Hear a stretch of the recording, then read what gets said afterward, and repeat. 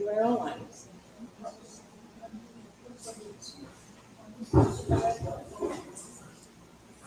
Huh? We're first to start. Okay. Well, good afternoon. I'm happy to see you back. And today I'm going to talk about Brazil. It's going to reveal my shortcomings about Brazil, what I know and what I don't know, and you can always correct me. The base question is articulated here on this slide. Why has Brazil not developed a Creole? Why am I asking this question? Next slide. The Portuguese started the colonization of Brazil in 1500. Some people say it was 1501. Um, that is a century before the English, the French, and the Dutch colonies of the New World started. Because generally they would start in the 1600s. And Brazil also imported almost half of the total number of Africans that were brought forcibly to the New World. It's about 6 million Africans that came to Brazil from the mid 16th century all the way to the 19th century. And the question is relevant because the Africans that were taken to several islands of the Caribbean and to the southeastern part of the United States produced Creoles. There are some exceptions. But here we have Brazil with such a large number of Africans, but Brazil didn't produce Creoles.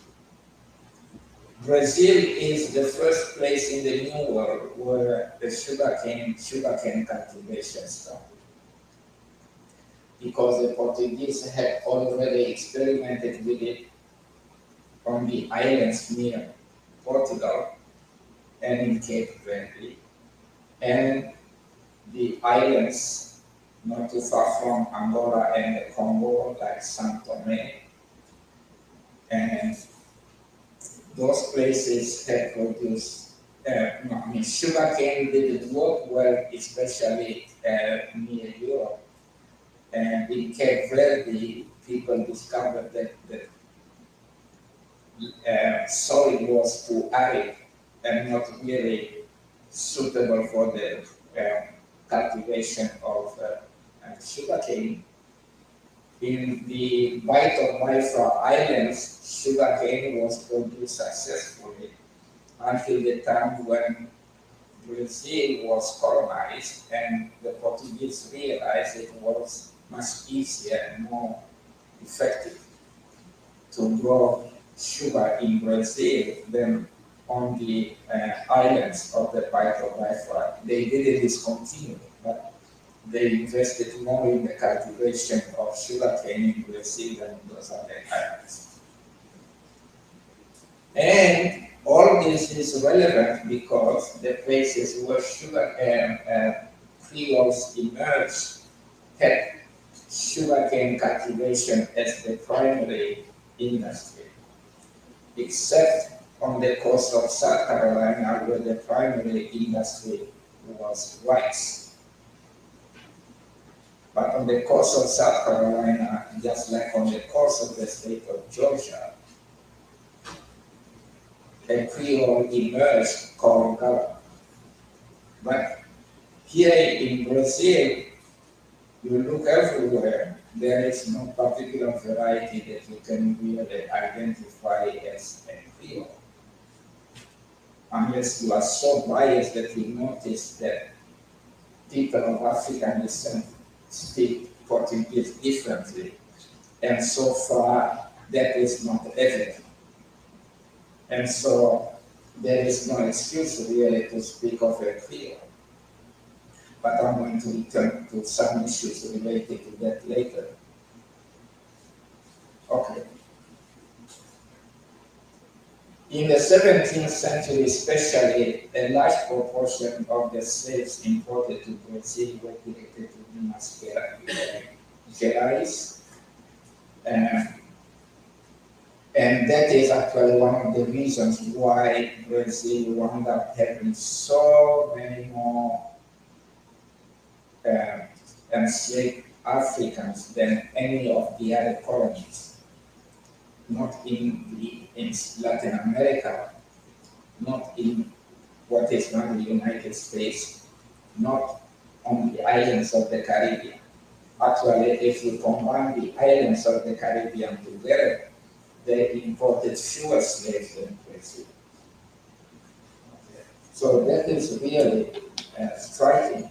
And yet, sugarcane has been associated with the emergence of Creoles, and Brazil started the cultivation of sugarcane 100 years earlier than the colonies of the Caribbean. So we want to find out what else is different. And we also notice, next slide, that the Africans in Brazil have influenced many aspects of Brazilian culture. So that we cannot deny. If they have influenced the culture of Brazil in so many different ways, how come they appear not to have influenced the language in a significant way? Either throughout the overall population, but I know now there are people that are making arguments that you can still not deny African substrate influence in Brazilian Portuguese. You go to the University of São Paulo in the Department of Linguistics, Esmeralda and Vani Fiotti, they are arguing for African substrate influence. I think Belo Horizonte, Elena de Mello, who also supports that kind of hypothesis. But that is still not enough to characterize Brazilian Portuguese as a Creole. And so we need answers. And here uh, we come back to the map that I projected twice yesterday, here three times on the way we come the original lecture on Tuesday. This complementary distribution of Creoles and Pidgins around the world, the Creoles are in red and the Pidgins are in blue, and literally Brazil could have been a place where a Creole emerged, but this didn't happen. This uh, part of Brazil is in the tropics, the area quite suitable for the cultivation of sugarcane. And here in Bahia, uh, there were large sugarcane plantations. I have to correct myself. There was intensive sugarcane cultivation, but later on I'm going to say the plantations were not large. So when I talk about population structure, and the question is, to what extent population structure, rather than just the size of the population, is a critical factor in the emergence of Creoles anywhere. And that is what we are going to look into. Okay. If the plantation industry was so critical to the emergence of Creoles, why did some develop in the Netherlands Antilles, in Cape Verde, in Macau, and all those other places on the coast of India where people claim that Creoles developed? And yet, in the Netherlands Antilles, because the soil is arid, there was no sugarcane cultivation, nothing significant to talk about. In Cape Verde, the Portuguese tried, not for long, they realized that it was not productive to try to cultivate sugarcane there. And Naka was predicated on trade. So this was more a trade colony, like also uh, the post the fortifications in Malaysia and the several fortifications on the coast of India. Okay. And yet, according to the literature, in these places, fields developed. So sugarcane cultivation shouldn't be the particular critical factor. And if you take the coast of South Carolina and Georgia, it was rice cultivation rather than sugarcane. And if you associate the size of the population on any farm or any plantation with the kind of economy that is practiced there, you realize that the field wise of South Carolina and Georgia on the coast were small agglomerations, generally no more than 30 to 50 people, more, like 50 people on the farms, and they produce a kilo. And what we are going to see later on is that, in fact, sugar cane was cultivated on farm-sized agglomerations, farm-sized settlements here in Brazil, with populations of 30 people on average on a farm. But South Carolina produced a Creole and Brazil did. There must be something else going on, and that's what we have to look into. Okay. So you have nuts there, and you have an idea of the kind of vegetation that I'm talking about. If the natural vegetation is like this, and the conditions are desert-like, we don't have enough water to grow sugar. I think for sugar we need at least, what is it,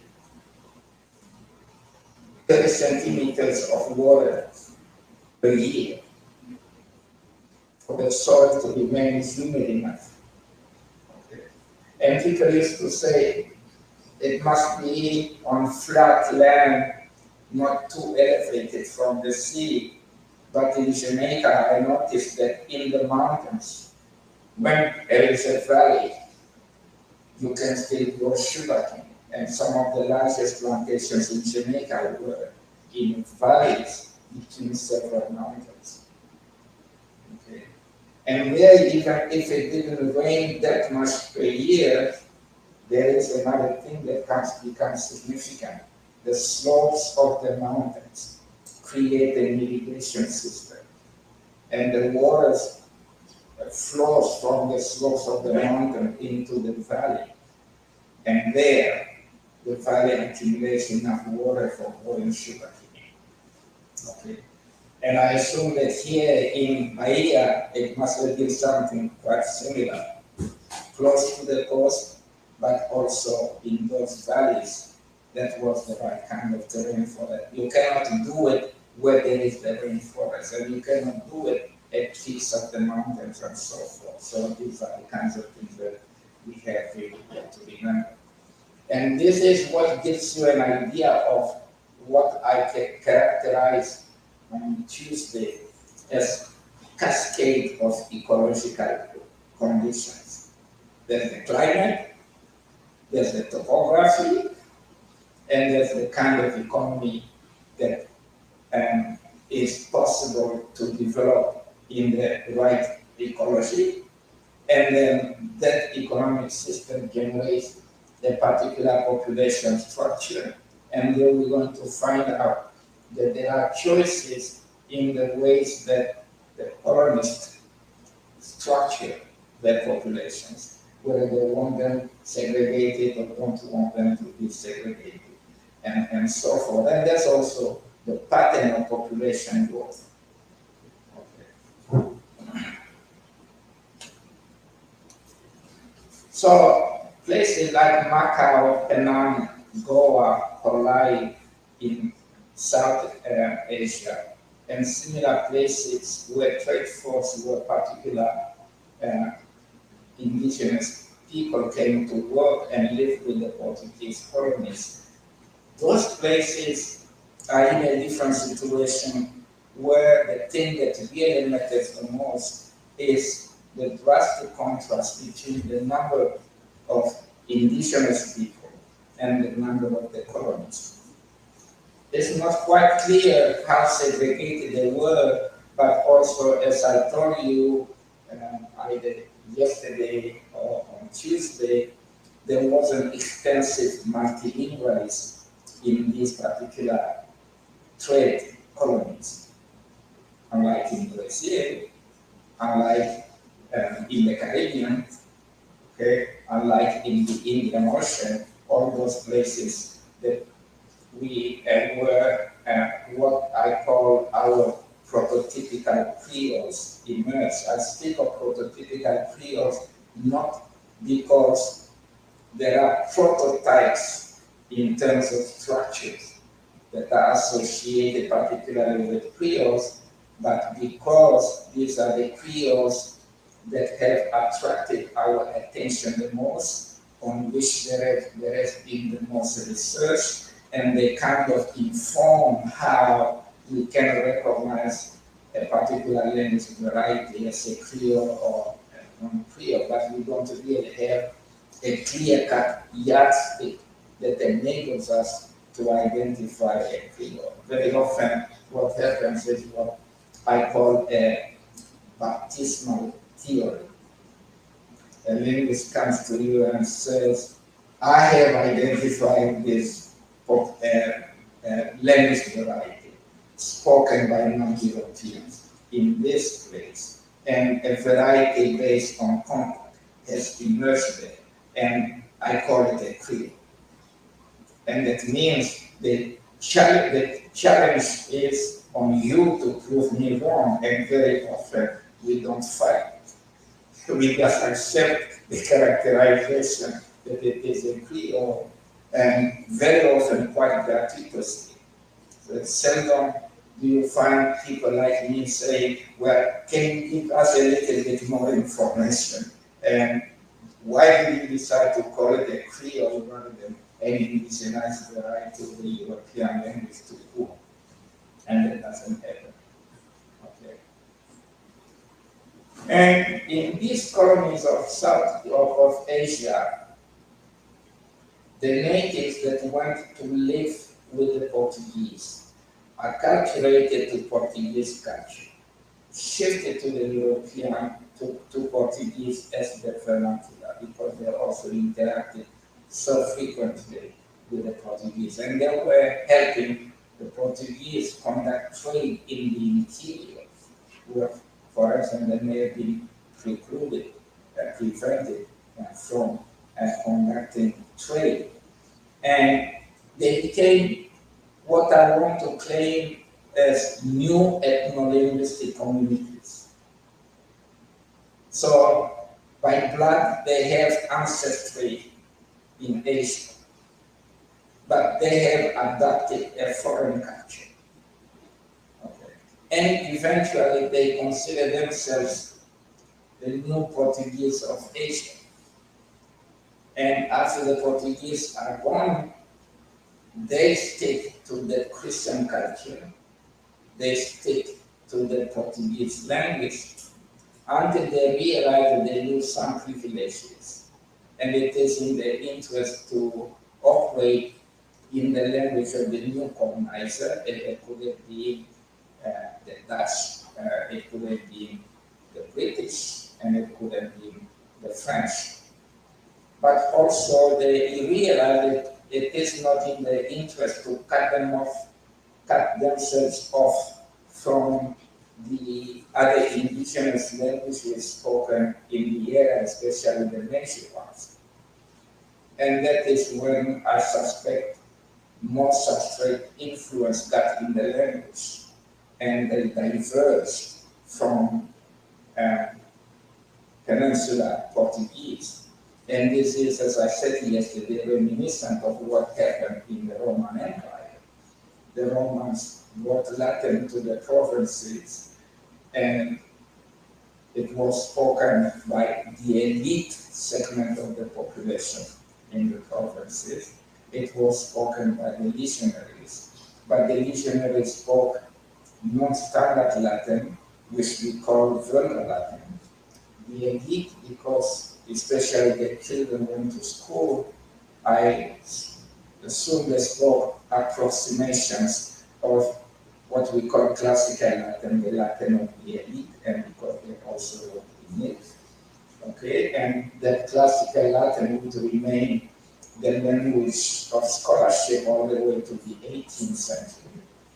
But here is also where we learn something about dynamics of languages and how which particular languages are more likely to thrive and perdure, and which particular varieties are not going to last because they are not really sustained.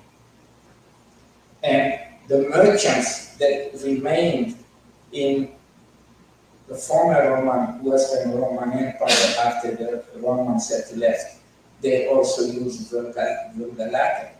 Vulgar Latin became the vernacular of the urban centers that emerged, that developed from the trade centers, the trade ports. Okay? And they developed, there is new urban centers developed Roman style economic systems. So in the urban centers, Latin, not classical Latin, but vulgar Latin, became the language of the economy, the language of the trade. Okay. And gradually, the rural areas adopted Latin, or people were moving from the rural areas to the urban centers and shifting to Latin. So the literature tells us that by the 7th century everybody was speaking Latin. I don't believe it. I think that it would take up to late, like in the 17th century, for many people to learn to speak Neo-Latin varieties. The literature can identify these as Middle French or whatever, and then Middle Spanish or Middle Portuguese. That's what we would find in traditional accounts in historical linguistics as labels. But, literally they are Neo-Latin varieties or indigenized varieties of Latin in the provinces. And eventually, for reasons of nationalism, people changed names and would identify them as Portuguese or Spanish or French. And very often, people didn't even have a name for what they spoke.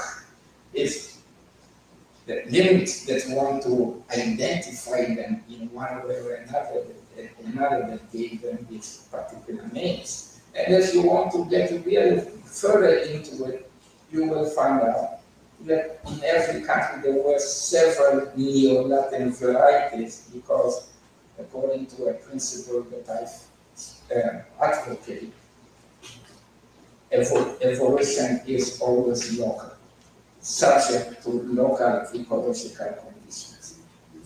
And so eventually the Neo-Latin very easier. And here I'm going to take an example from French because I have a better understanding of things about French. Okay. Yeah, I suspected it would be a problem for people. Yeah. So you get, for instance, competition between the land Doyle and the land Doc. These are varieties spoken in the northern part of France versus the varieties spoken in the southern part of France, depending on how you pronounce what in modern French is oui, oui meaning yes. And then, but the land Doc is several varieties, and the land Doyle are several varieties. and they were in competition among themselves. So what we get is competition between the urban varieties and the rural varieties, and eventually the rural varieties are displaced in favor of the urban varieties because the urban centers are economically more powerful. Okay, and in the case of France, eventually the dominant variety of French langue d'oil that was spoken in Ile-de-France, where Paris is, prevailed. But guess what? It would take until the end of the Second World War before the French really agreed to speak mostly that variety of Ile-de-France as the official language. It became the most prestigious variety. Well, the Académie Française is in Paris, the schools in France are in Paris, the higher institutions, political and economic are in Paris, so you can understand why this particular variety would become so important. And in a way, you look at France, it has a governance system, an administration system that is so centralized, so much so that for me to go anywhere in France, when I fly from Chicago, I must go through Paris. And then from Paris, I can go wherever I want to go to France. In many places, if you want to fly to the United States, if you are going to Los Angeles, you don't have to go through New York. If you are coming to Chicago, you don't have to go through New York. It's really decentralized. But in a place where things are so centralized, you can see why the French variety of Ile-de-France became so important. And so when people tell me about these creoles of Asia, I think more or less the same way you have these neo-Portuguese varieties, the colonial varieties, they have indigenized. And we have to understand how they have indigenized. Okay. And why we need to call them the same language. And of course, in this case, if the economy is no longer, the national economy is not operating in Portuguese, there is no reason why the different local varieties in these former trade colonies would tend to converge toward a single variety. That has not been happening. If anything, these varieties are struggling to remain alive in a linguistic ecosystem where they coexist with so many other varieties. And the more indigenous varieties like Hindi, they are exerting a lot of pressure. They have more demographic power, and they are threatening the small languages that they are in contact with. It's not English threatening, typically. And so, independent of the question of whether or not these varieties should be called Creole, but we see a picture here of how these varieties have remained alive and why we think that they are endangered. But we have identified no such variety in Brazil, and we don't even have to talk about the endangerment of the Brazilian Creole. If anything emerged in the past, I dare the people that would claim this to show us evidence of varieties of Portuguese that are specifically African, that have disappeared because Brazil has been integrating people of African descent in its demographic tissue. Okay. So it's the fact that the Asian varieties that are spoken as vernaculars by the people, the new ethno-linguistic communities that claim to be Portuguese, is the fact that they have undergone substrate influence enough reason to call them Creoles. Okay. So, in the United States, there is a variety of English called Amish English. In status, it is comparable to African American English. The Amish are people that came from Austria, speaking German, practicing a brand of Christianity of their own propensities. And they shifted in languages nonetheless and have adopted English as a vernacular. But it is a different kind of English from that spoken by mainstream Americans. So African Americans have also retained a variety that they brought from the South to other parts of the United States. And it is identified as African American English. It is the outcome of language shift. And guess what? Amish English is just regular English, but African American English, there is a crazy guy who decided to say it's a semi-Creole. Okay, I won't mention it, but if they will come later.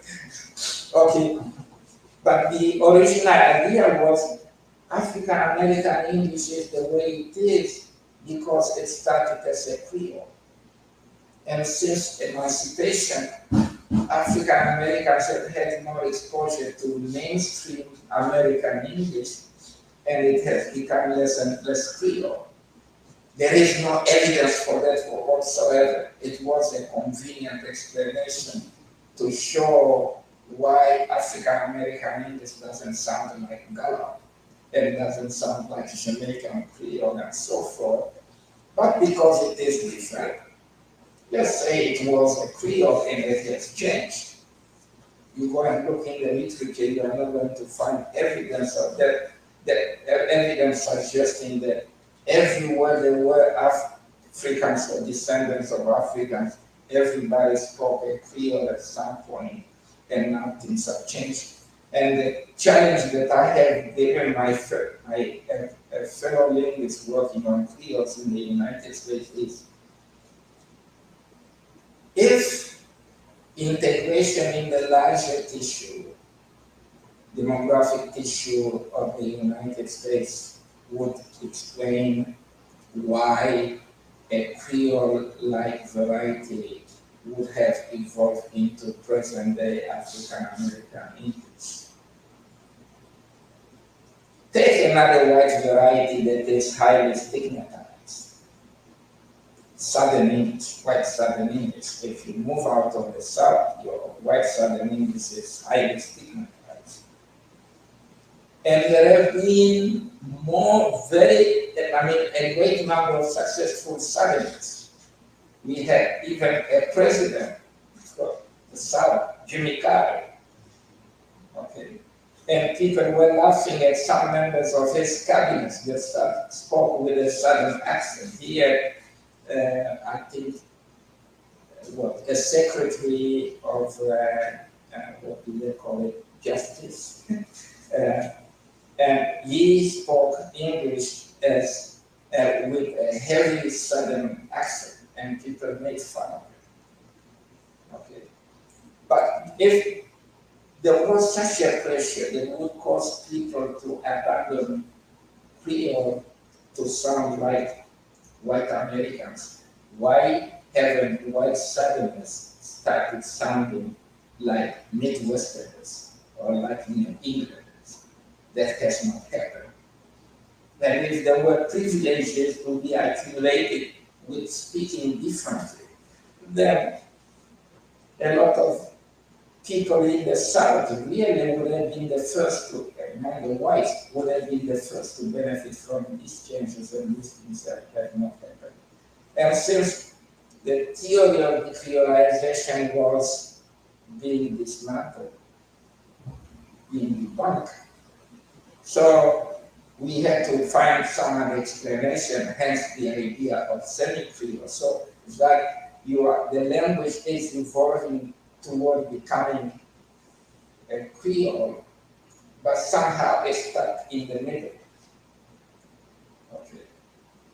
It's kind of consistent with the hypothesis that Creoles have evolved by um, diversion from the lexicon, the hypothesis that Robert Chalençon called debasilectalization. I'm sorry, basilectalization. Debasilectalization would be the decreolization hypothesis that comes later. But then you go gradually into basilectalization and you become so different because of your basilect. And African American English wouldn't have gone the full trajectory and stuff in the middle.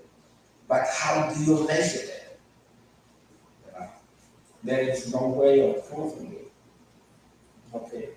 And here there is a simple explanation. Segregation in the Deep South didn't start until the late 19th century. On the coast of South Carolina, it started quite early in 1720. But in the interior, in the hinterland, segregation, the residential segregation came after emancipation.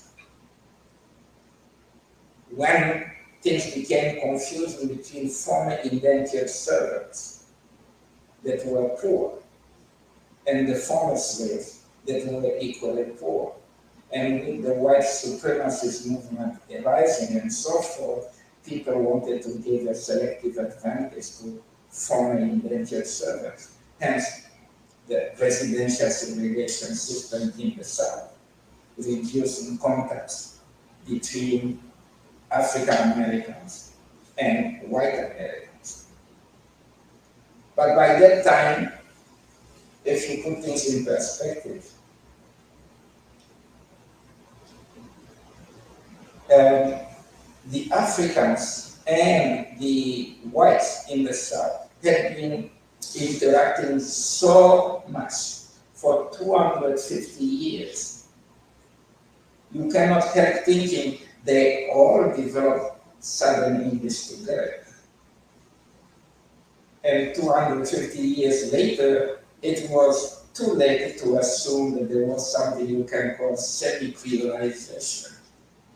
And you don't even have to invoke decreolization, called debasilictalization, in order to account for differences between African American English and other white varieties and the white varieties of English that are not standard. One thing you find in the literature is a terrible mistake that when we want to assess, come up with an inventory of features of Creoles or African American English that make them different from other American varieties of English, we compare these varieties with standard English. How many white Americans are there that communicate in standard English? Okay. How many Americans during the colonial period spoke standard English? Okay. If anything, if you really wanted to be fair in a level playing field, it's non-native speakers that speak standard English, if they speak English well, forget their accent. Because they speak bookish English. And that's where you find standard English, not in the day-to-day interaction. Colloquial English is not standard English. Okay. So these are the kinds of things that we have to remember. And this raises more problems, raises more issues with how we have gone around recognizing or identifying some varieties as Creoles and some other varieties as non-Creoles, instead of just speaking a new non-standard variety of English has emerged here, a new non-standard variety of French has emerged here, under more substrate influence from the African languages that the colonial, the colonies, the colonial language came in contact.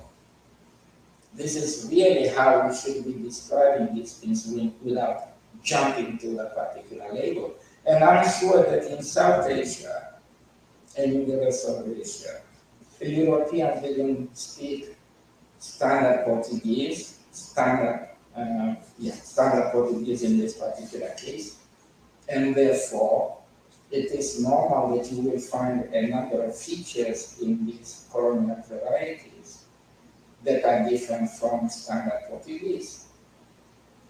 Okay. And then you have to see whether these features can be traced back to colonial Portuguese that the Portuguese colonists brought to the colonies, or some of the features are really substrate influence. And in some cases, you find local words that come from indigenous languages, the relevant indigenous languages, and you can find morphemes that come from indigenous languages, or you can find morphological patterns that come from indigenous languages. And my hypothesis is that most of these things must have happened after the Portuguese lost those colonies to the Dutch, the English, or the French.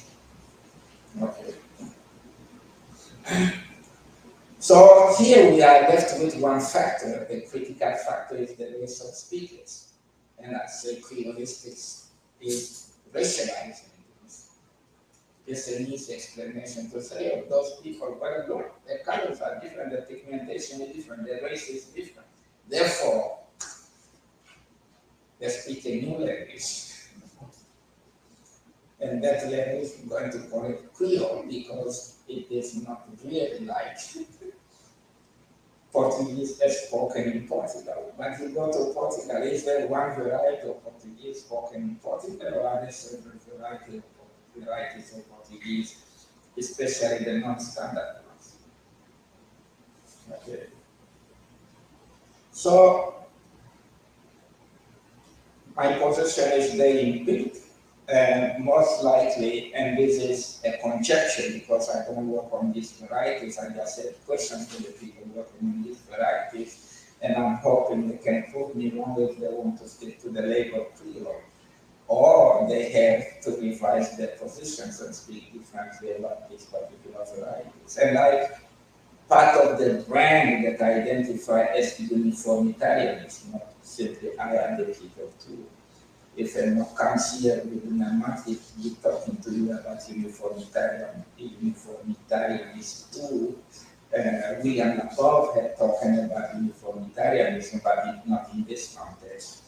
And uniformitarianism means that there are certain things that recur in history about how languages evolve. And similar factors are going to produce similar outcomes. I'm not saying identical, because if you do this in the way of an algebraic equation, you always have to tinker with the values of the variables, and your output is going to be different nonetheless. But you can identify similarities in the way that things are structured. That's why I kind of navigate you between the past and the present, and between the different geographical regions to see what are the kinds of things that vary. So the basic equation is you have population contact and you have language contact. But there are several variables in this complex equation, and you have to modify the values of the variables in order to match facts. Okay. So Brazil is a significant case because even if you say Quilombos, okay, the Quilombos didn't produce Creoles. And the Quilombos are significant because they had high concentrations of Africans. And some of the things that we now take as African influence in Brazilian culture, they are more prominent in the Quilombos, okay, and probably in some other forms that I don't know, but the Quilombos are really comparable to the Maroon communities of Suriname or the Palenque in Colombia. And these communities in isolation, removed from significant influence of the white colonial population, produce varieties that have been identified as females. But the Quilombos of Brazil have not produced this.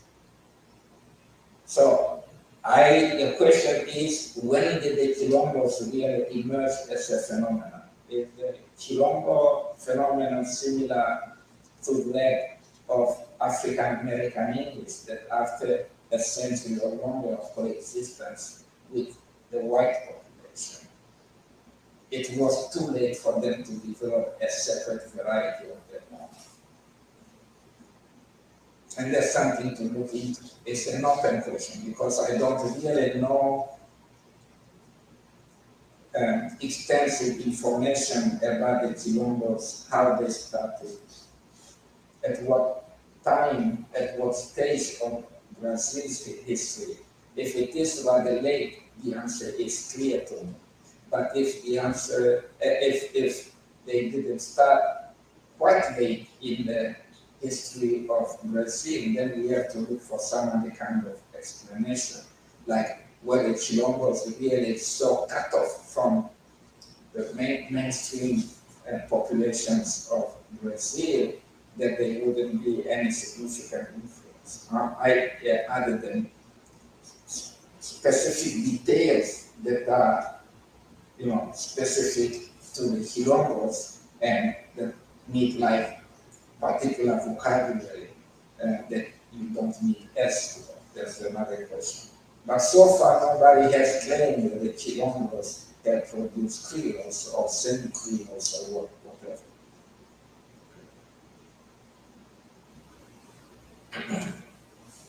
And so these are the kinds of activities that have been associated with the Quilombos. But every now and then I see people dress like that.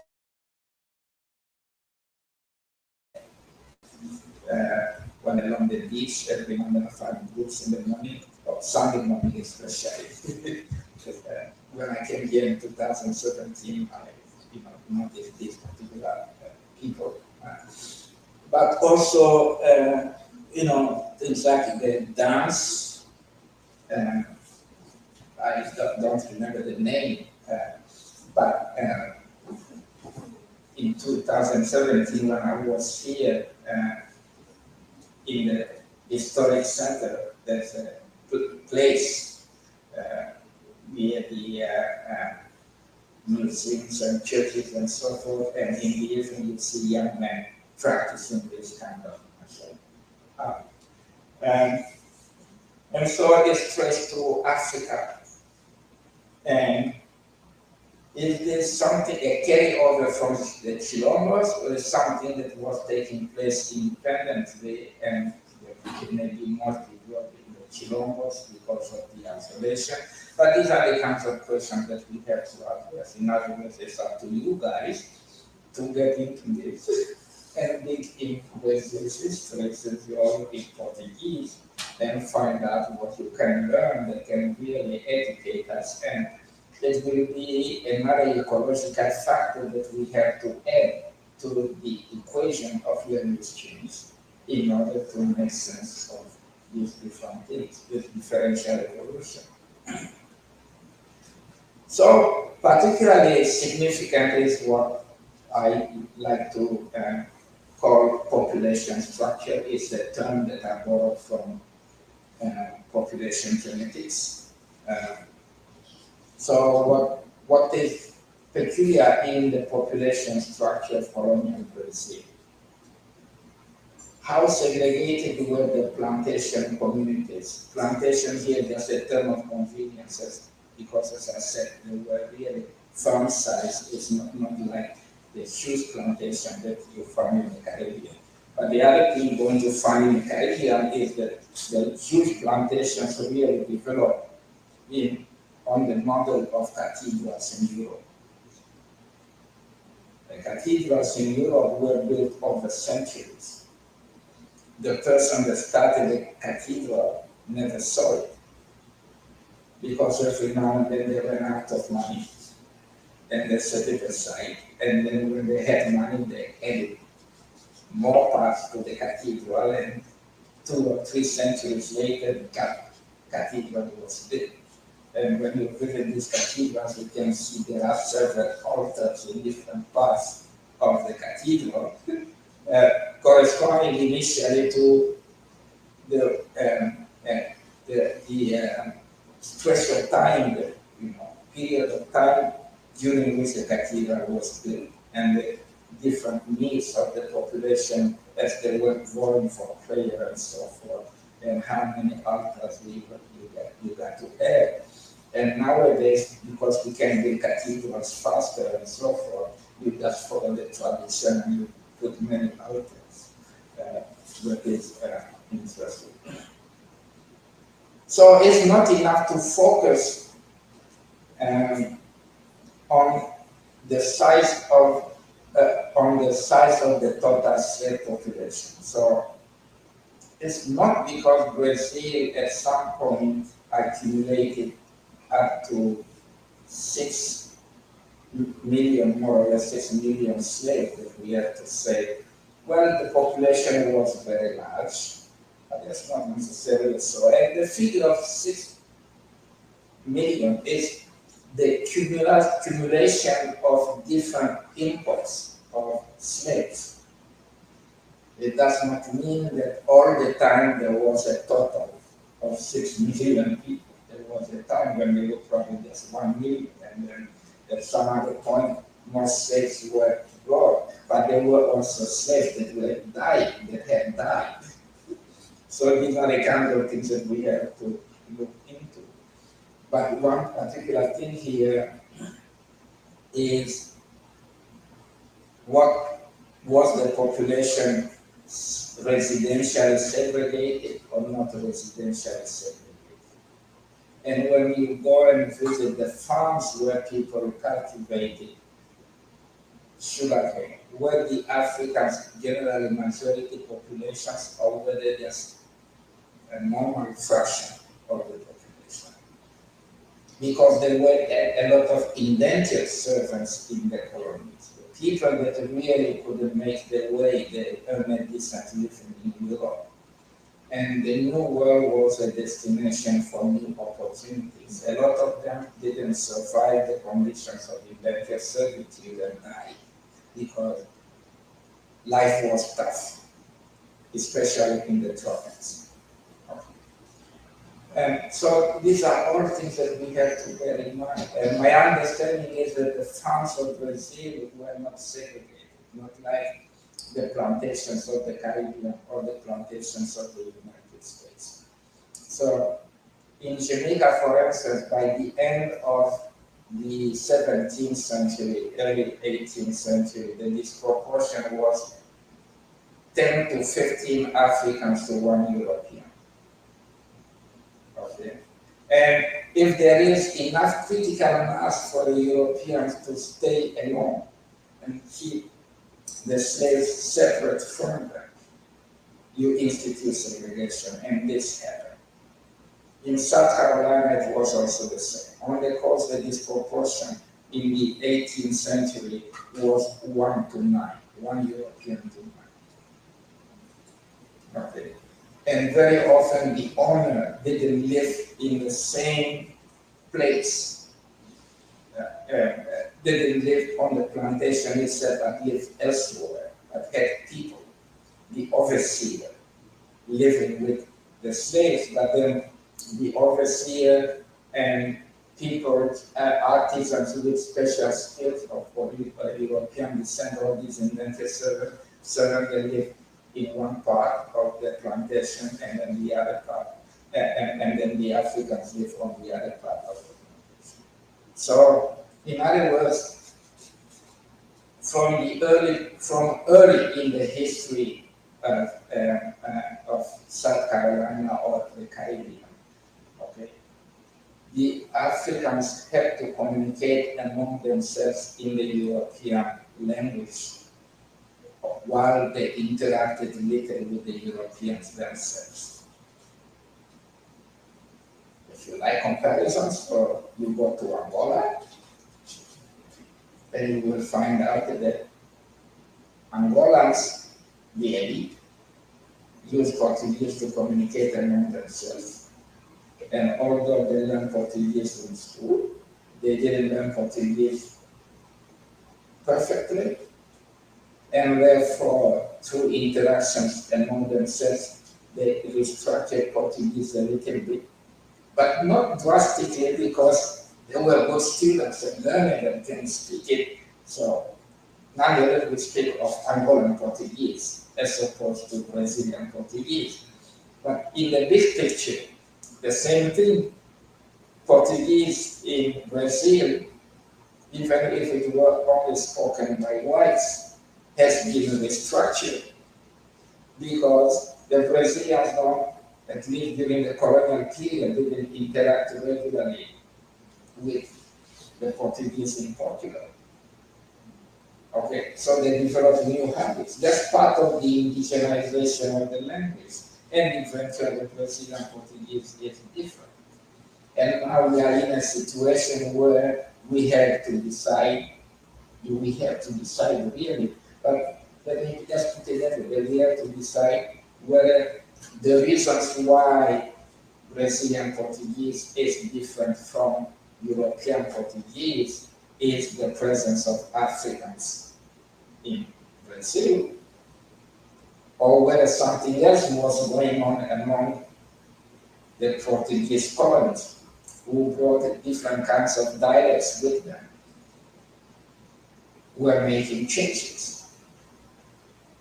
And what are the kinds of changes occurred when Europeans coming from places other than Portugal started shifting to Portuguese? Did they introduce features that make Brazilian Portuguese different? In other words, it's really a complex history, and it's very risky to just say, this feature is similar to a feature in Kimbundu, which is your preferred language here. Anyway, this feature is so similar to a feature of Kimbundu, so it must be influenced from Kimbundu. Well, check Portuguese in Europe first if there is nothing similar to that feature. In that case, if there is, then in that case it wouldn't just be the influence of Kimbundu, but the conversions of Kimbundu, and that feature was from Europe. So it was amplified and it became dominant, it became part of Brazilian Portuguese. This is how we have to approach it. So we have to be very cautious. And whatever it is, still there is no variety of Brazilian Portuguese that is exclusively black. Whichever way you define black in Brazil. Okay. I'm lost. The more I travel, the more confusing it becomes to me. Who is really white and who is really black and so forth. I don't know. I know I'm black. I come from Africa. So should I use myself as a yardstick? Not in the United States and probably not here in Brazil, but there's something different. But the fact that you get that continuum should also get you to think, how did you get this continuum in the morphology of people in Brazil? Isn't that correlated in some ways with how language has evolved in Brazil? So, and what was the rate of population replacement? The reason why I said that in the Caribbean, the large plantations evolved from the model of cathedrals in Europe is that in the beginning, there was scarcity of financial capital. People got land, but people didn't have enough money to develop a plantation. Actually, the history of Jamaica is fascinating in this regard because the English got Jamaica from, confiscated Jamaica from Spain. They had a war, and I think it was in 1655, at the end of the war, the English took Jamaica as their colony. But the reason why the English won the war was not because English had a powerful navy. It was because of the pirates in Jamaica. The pirates were leading the economy in Jamaica in the 17th century. And some of the governors of Jamaica were pirates.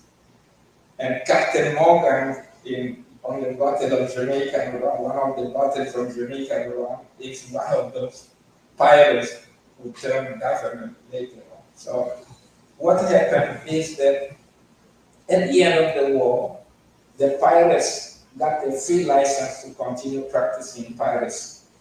So to continue with the economy. The people that had fought, other than the pirates, the colonial government of England gave them plots of land. So they had all this land, but they had no money to develop anything profitable on the land. What did they do? They went and worked for the pirates. Okay. And it was so lucrative that few really thought of developing farms. Very few people developed the kinds of things that would develop into the plantations in Jamaica, but with very little money. Unfortunately for the pirates, I think it was in 1692 or something, there was an earthquake. And the earthquake swallowed Port Royal, and the whole system collapsed. Now, the other Jamaican colonists, I mean, the ones that from England had to find ways of making money, and that's when they really started investing more into agriculture and sugarcane cultivation. But you start with a small farm, and your neighbor has a farm, and your other neighbor has a farm. You need increasingly more money to have more slaves to develop a larger farm. So some go bankrupt, and then the neighbor buys the one that buys the land of the one that went bankrupt. And the person dies and can't continue, and you have to wait until a nephew in England learns about this investment and comes probably 50 years later and says, I'm going to continue my uncle's business. And eventually, 100 years later, you have a big plantation. You probably started with one or two slaves, and 1 century later, you had 100 slaves or 200 slaves, depending on how big you grew. At the end of the 17th century, by my count, early 18th century actually, there were just about 15 large plantations in Jamaica. But later on, at the end of the 18th century, there were many, many more. Okay. And so this is how things were. So that financial capital was a critical factor. And as the plantations became bigger, people wanted to make more and more money. The slaves were not created humanely, they were not treated humanely. And people died early. So in order to sustain the actual side of the plantation, you need money to buy slaves that replace those that died. But if you want to grow bigger, you need more money to buy more slaves in order to man the larger plantation. And this is how the big plantations grew in the Caribbean and in the Indian Ocean. But was colonial Brazil comparable to Jamaica, or was it comparable to Spanish America? And Spanish America, in that respect, is very similar to Brazil because no creoles really of any significance have emerged. You have Palenquero. I mentioned Palenquero, the Palenque of Colombia earlier, and these are like Maroon communities. Okay. And we talk, are the Chilombos like Maroon communities? Maybe in other respects, but not linguistically, because we have no evidence of a Creole immersion there. So we have to figure out what happened. Okay. For this, we have to ask the question, well, what is a Creole anyway? I think I dealt with that as I went through things. And the traditional position that Creoles emerged from Pidgin ancestors, I discussed that yesterday, that is quite unlikely. In fact, Pidgins may have emerged later than Creoles, that is what I said yesterday. Okay. And there are a number of things here coming up. But here's a part of the story that I learned.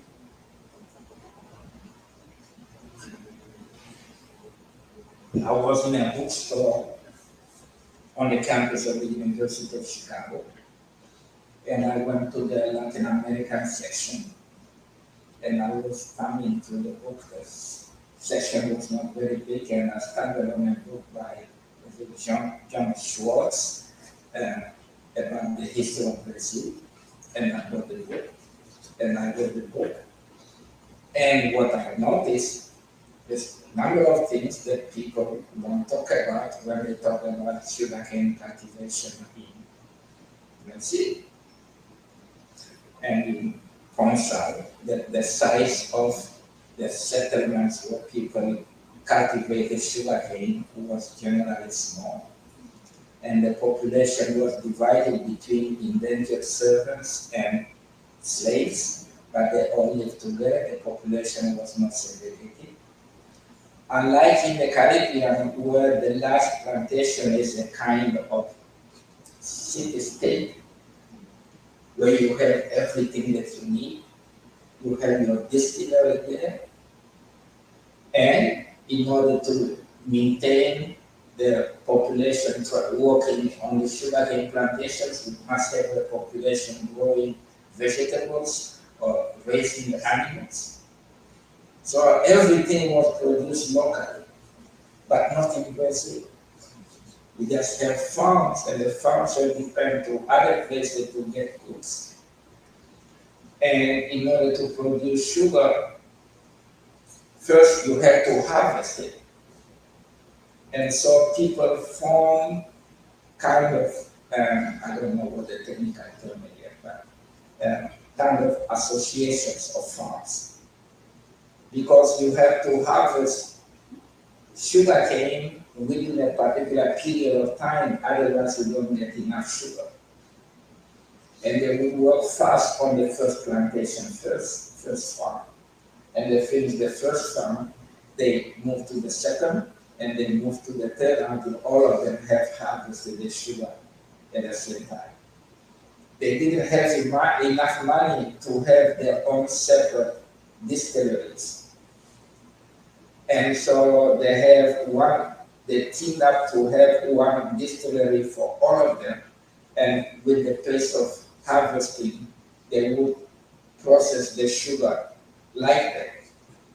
And so these are the kinds of communities where people work so closely with each other and live so closely with each other that you cannot imagine the conditions under which the Africans or the descendants of Africans would develop their own separate varieties of cotton beans. That is part of the explanation. Okay. And of course, now it's up to the locals to go into details and check what is wrong about this or what is not wrong about it, but needs to be fleshed out. in a way that is really more constructive. But when you can articulate the difference between the Caribbean or Indian Ocean Creoles, plantations and the Creoles that emerged there, and on the other, the population structure of the farms that produce sugarcane here, you can really explain why Brazil didn't produce a Creole, even if Brazil was the first to cultivate sugarcane in the Americas and the Caribbean, and even if Brazil had a much larger population of enslaved Africans than the Caribbean. So it's not enough. You really have to go into population structure. And I showed you how, for instance, the for instance, the uh, uh, plantations of uh, rice on the coast of South Carolina and on the coast of Georgia, although they had very few slaves compared to the Caribbean, they nonetheless produced Creoles because segregation was implemented on the coast of South Carolina and Georgia quite early in 1720. And at that time, the Africans became the double of the population on the coast. So eventually, by the late 18th century, the contrast between the black population and the white population would be so extensive. And with the blacks communicating mostly among themselves, the variety really diverged. Okay. Um, and we can use this explanation to account for the emergence of Amish English, by the way, because the Amish population is self-segregated. It's not imposed by somebody by choice. They decided to live in their own communities, although they have shifted to English. But they practice also their own special economy. They are good makers of wood furniture. I bought the furniture for my house from the Amish, and I know it. But uh, but self-segregation here becomes an explanation why Amish English is different. But when you go deeper into the history of the United States, when the label white America was not in use, the label white America becomes in currency in the early 20th century, after the great migration of African Americans from the South to the North, and eventually to the West. Okay? And at that time, in the 19th century to the 19th century, whites were segregated among themselves. And the ghetto system didn't start with the African American neighborhoods in urban centers after the Great Migration. The ghetto system existed before, and the term ghetto came from Europe, by the way. Okay? And the reason is within the notional English colonies during the colonial period, there were national German colonies, Italian colonies, Swedish colonies, and so forth. And these national colonies have their parochial economies. And they operate, and they have the parochial churches, they have the parochial schools, and they operated within their communities in German, in Dutch, and Swedish, or whatever. But by the late 19th century, and that was way after the American Revolution, you get the Anglo, what we now call Anglo economic system, competing with the national economic systems of the continental European immigrants.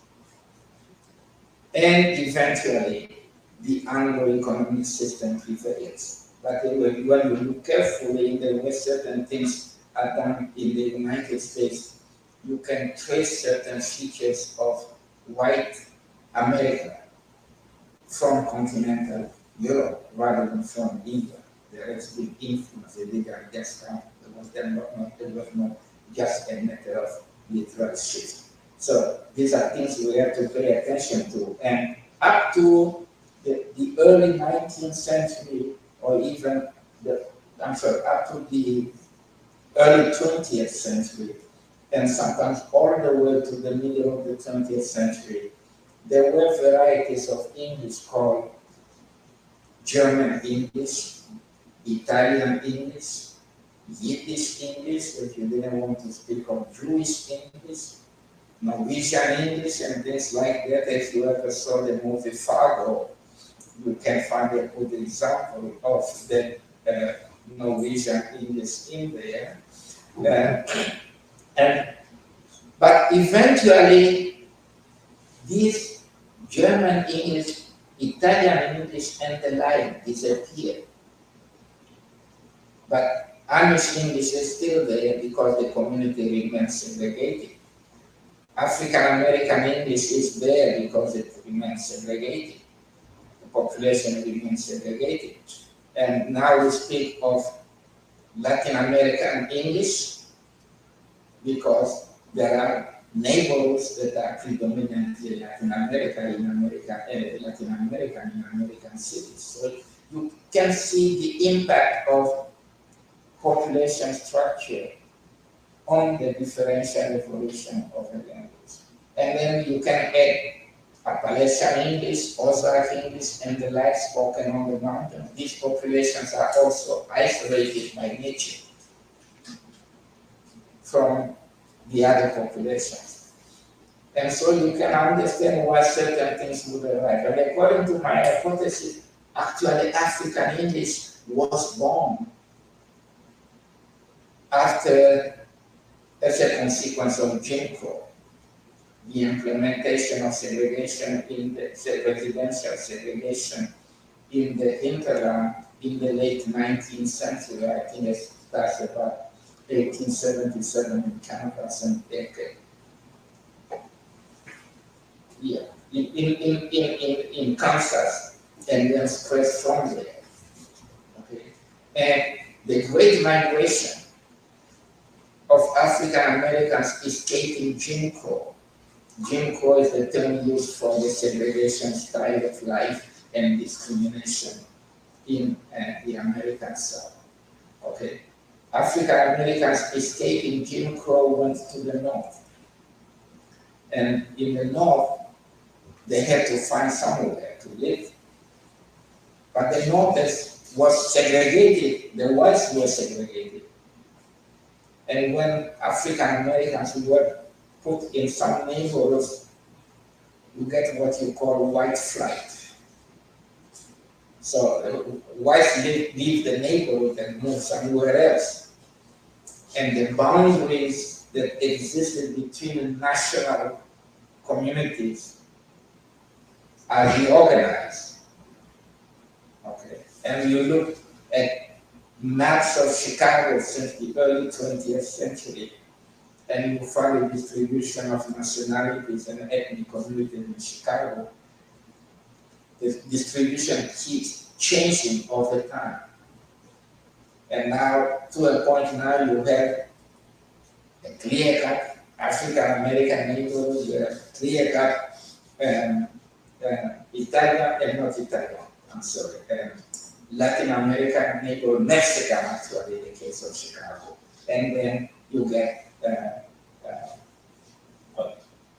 Polish neighborhood, okay, and things like that. But otherwise, the German neighborhood doesn't exist anymore. The Italian neighborhood, we have memories of it, but it doesn't really exist anymore, and those kinds of things. And that's how you can understand why there is a variety called African American English, essentially because people in the North didn't know much about the South. And they thought that the Southern whites speak the way they do because of the influence of African Americans on on them, since they thought that whites in the South had black nannies, and so the black nannies influenced the white children, and that's why people speak that way in the South. But the history of the South tells us that only 5 to 10% of the white population could afford a black nanny during the colonial period. So that's not the explanation. The explanation is that 50 to 75% of whites were indentured servants. And they spoke non-standard varieties of English, and some of them were not even native speakers of English. So the thing that emerged earlier is Southern English. And then when black Southerners moved to the North, the whites in the North thought this is the way African Americans speak. So we have the label African American English, and if you go to the rural areas in the South, unless you see the speaker, you probably won't be able to tell whether the speaker is white or black because the speaker died. So things are just much more complicated. Linguistic history is just much more complex, and it's in these terms that we have to approach things here. And then people will say, well, listen, the 6 million, uh, the 6 million Africans in the South must be a critical factor. Well, we still don't find the linguistic evidence. And yet the situation is similar to that in Virginia. Virginia had the highest proportion of Africans, but also the highest proportion of Europeans.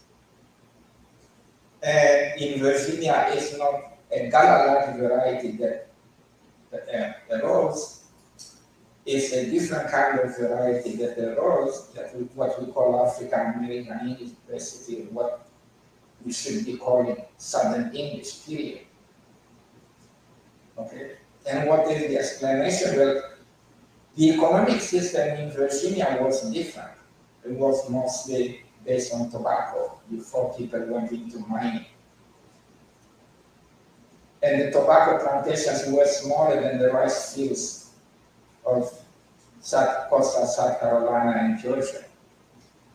And segregation in Virginia is instituted like in the rest of the South, the hinterland of the South in the late 19th century, not in the early 18th century. That means there were many more interactions between Africans and whites and Europeans in Virginia than there were in coastal South Carolina and Georgia. And that's why things evolved differently. African Americans in Virginia speak regular Black English, African American English, whereas African Americans on the coast of Georgia and South Carolina speak Gala. And not even all of them. There is a continuum in the way that people speak this variety. But these are the kinds of stereotypes that we linguists develop for our analysis, and these are the kinds of things that we really have to keep in mind. Are we going to have a break? Yes. So, So we're gonna have a break now, and we're back in 20 minutes. 20 minutes. so we saw this before. We can hear as a bookmark.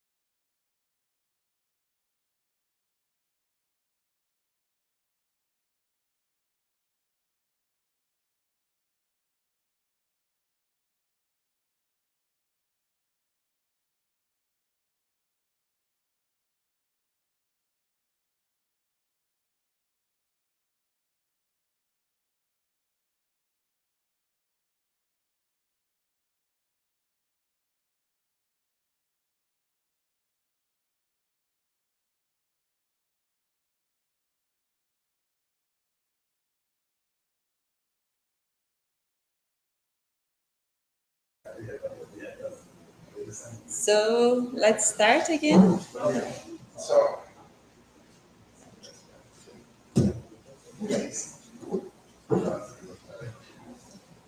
Is the mic on? Is the mic on? Yeah.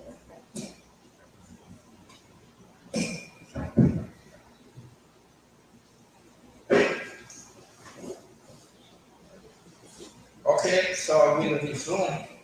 What you see on the screen is the same as what you saw yesterday. I use the same slides for many purposes. Um, so I don't really need to explain this. What we just, in the context of Brazil, we don't have to worry about what went on in Africa. We have to worry more about what went on in Brazil and how the communities in Brazil started and what went on the farms where people had probably more Africans than elsewhere, and what went on in the mines when the Africans started working in the mines starting in the 17th century. So, and this too, we saw it yesterday, doesn't really matter, and that I don't have to go through that. And what we have here on this slide, next slide until the text. No. Yeah, thank you. So what you get here are the same kinds of questions that I raised yesterday. And when you put yourself in the situation in Brazil, how did the Portuguese communicate with the Africans on the farms? And this is a very challenging question. But in order to answer it, you have to also think about whether the Portuguese landed here and overnight they said, I'm developing a farm. And overnight they have 30 Africans or 15 Africans working with them. It doesn't work that way. It was capitalism then and just like capitalism now. If you didn't have enough money, you had to borrow money from a bank. And the bank was probably in Europe. But in order to borrow money, the bank needs a collateral. So if you don't already own property, the bank is less likely to give you money. So in other words, these farms develop incrementally. And in the beginning, it was just Europeans alone. I said Brazil was colonized in 1500 or 1501. I really don't know. But Brazil doesn't get the first slaves before 1535. So in the period up to 1535, what was going on? There were small communities, small size farms or other kinds of settlements. And maybe there were families, I don't know, but typically the first colonies were males and they formed unions with indigenous women if they could. And I know that in Portuguese colonies, like in Spanish colonies, this was more common than in English and French colonies. Okay. And little by little, they accumulated enough financial capital to start a farm. And they probably got one African to help on the farm. And by immersion, eventually somebody learns the other's language, and the person with less power is the one that had to make the effort to speak the language of the plantation, the farm owner. And so eventually, by immersion, I think people got to learn Portuguese. Among the Africans brought to Brazil, they were women. So now we have the Portuguese forming unions not only with Native Americans, but also with Africans. So the mulatto children that are born in these farms, they are native speakers of colonial Portuguese. I'm not going to say European Portuguese, because colonial Portuguese was a reshaping of several varieties of non-standard Portuguese in Europe into now one colonial variety. We call this process colonization. But even if I say colonization, a colony being formed, we have to be careful because the overall population on the eastern coast of Brazil, where the colonial penetration started, they were not unified. And so several parallel varieties may have emerged. This is where you get into what I call the founder principle that I also learned from population genetics. That the people that started the colony have a greater chance of influencing the the emergent colonial variety, because the population grows incrementally, little by little. And for the newcomers, they have to learn what is already in place, and they can change it minimally, but this is really a case of gradual evolution. So these are the kinds of things that we have to uh, address. In this context, in the context of Africa, speaking of pigeons, I insisted on the role of interpreters, also economic brokers, trade brokers, and they were the go-betweens. Here is a different situation. Some of the interpreters may be children that learn the language from their parents, but that would happen only if the new slaves speak the language of the parents, and it may not have been the case, so that's a different story. But in the context of trade with Native Americans, we know that there were interpreters here in Brazil too. Okay. How the interpreters emerge, this is a challenge, and we have to figure it out. One of my hypotheses is that with the Reconquista in Iberia, there were Europeans that came from Portugal or Spain and relocated here and didn't want to go back. We speak of the population of Sephardic Jews that were here and that became involved with the development of sugarcane cultivation to make money. Eventually, um, the Sephardic Jews that spoke Dutch were expelled, and they would go to places like Suriname and Curaçao.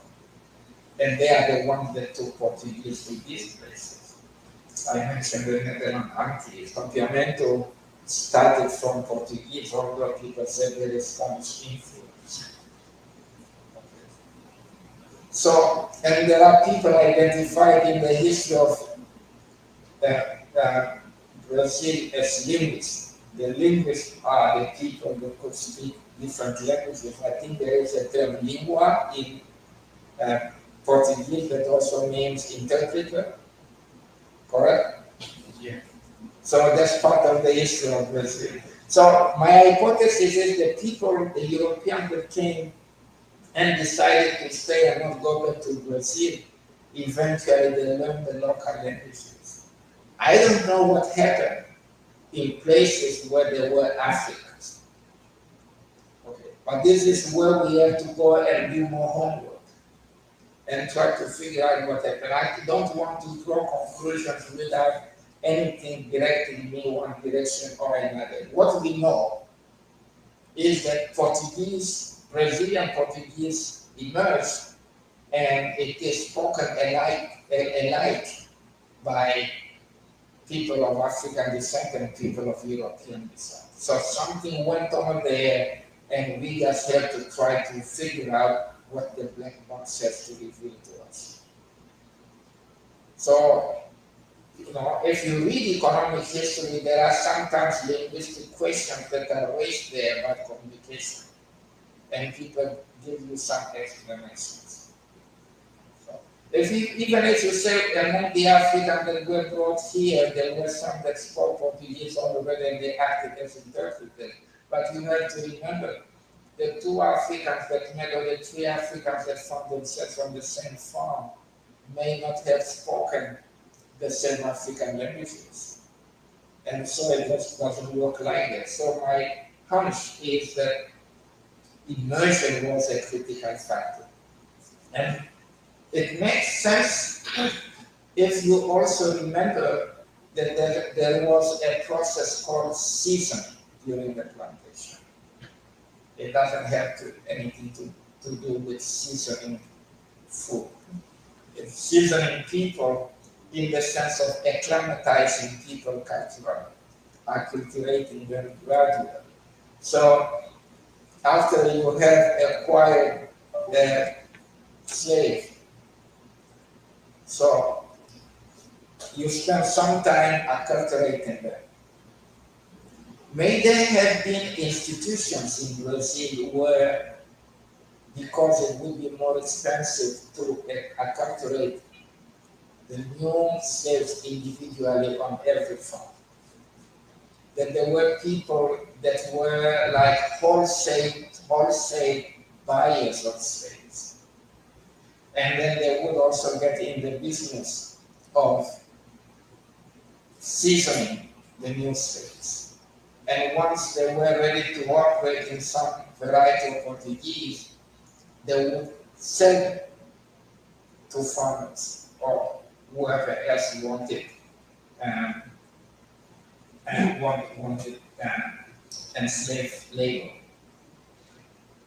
And so that means that the price also goes up because you have to pay for the cost of seasoning the slave before you buy the slave. So these things we really don't know, but I read somewhere in Jamaica, I was spending 2 months there teaching, and that's what I usually do. I go to the local bookstores and buy things that I wouldn't find in the United States. And in Jamaica, it's easier because they are English speaking. And then I saw this system of wholesale buyers that would sell on retail to other to individual farmers. And this made it easier for individual farmers because even if you have to pay for the cost of seasoning, in addition to the cost of buying a human being, because the seasoning was done with a group, the cost wind up being smaller for you rather than getting an individual slave, and the slave has to learn Portuguese in your household by immersion. There is a period during which the slave doesn't produce anything, but you have to feed them, you have to dress them, you have to attend to them if they are sick. This is a big investment. You don't want them to die. Okay. And whatever went on, we have to learn about this because the information accessible to linguists does not contain this information. And I'm sure it exists somewhere and can be found. Historians may help us. This is the significance of interdisciplinary or cross-disciplinary collaboration. You educate each other in the process and you learn from each other. And the historian gets new questions to research on, just like you, the linguist, get from the historian new questions for which you have to provide answers. But this is how it goes, and this is like uh, something to do in the future. And I'm hoping that among the young people in here that have a lot of energy and more time, they can engage in this kind of scholarship. then in the future they can provide us answers. I don't have to talk about this slide anymore, and I read those examples yesterday.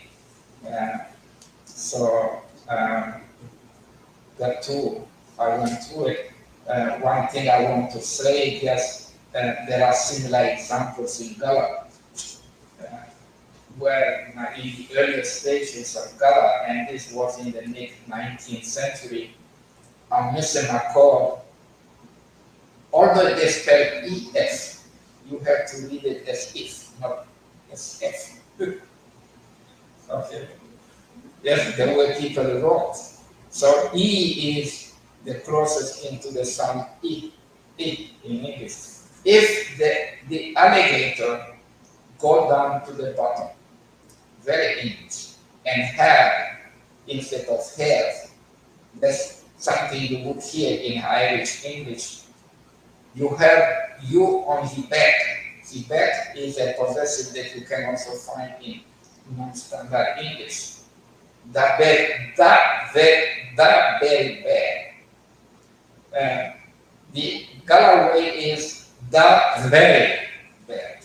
The bilingual fricative, although it is severe as very severe bilingual fricative. So in talking with people in the person to somebody, so one time this woman said, very bad, and I was confused. And then a few minutes later, she said, very well. It was the same thing. So there's an instance of variation in the pronunciation. Okay? So African languages don't have, most of them don't have a bilingual fricative. And so this is something for those that jump on Africa as the explanation. This is not Africa. It comes from Europe. And thank God we know that Irish English has something right there. And the Irish were among the indentured servants in the Caribbean. Okay?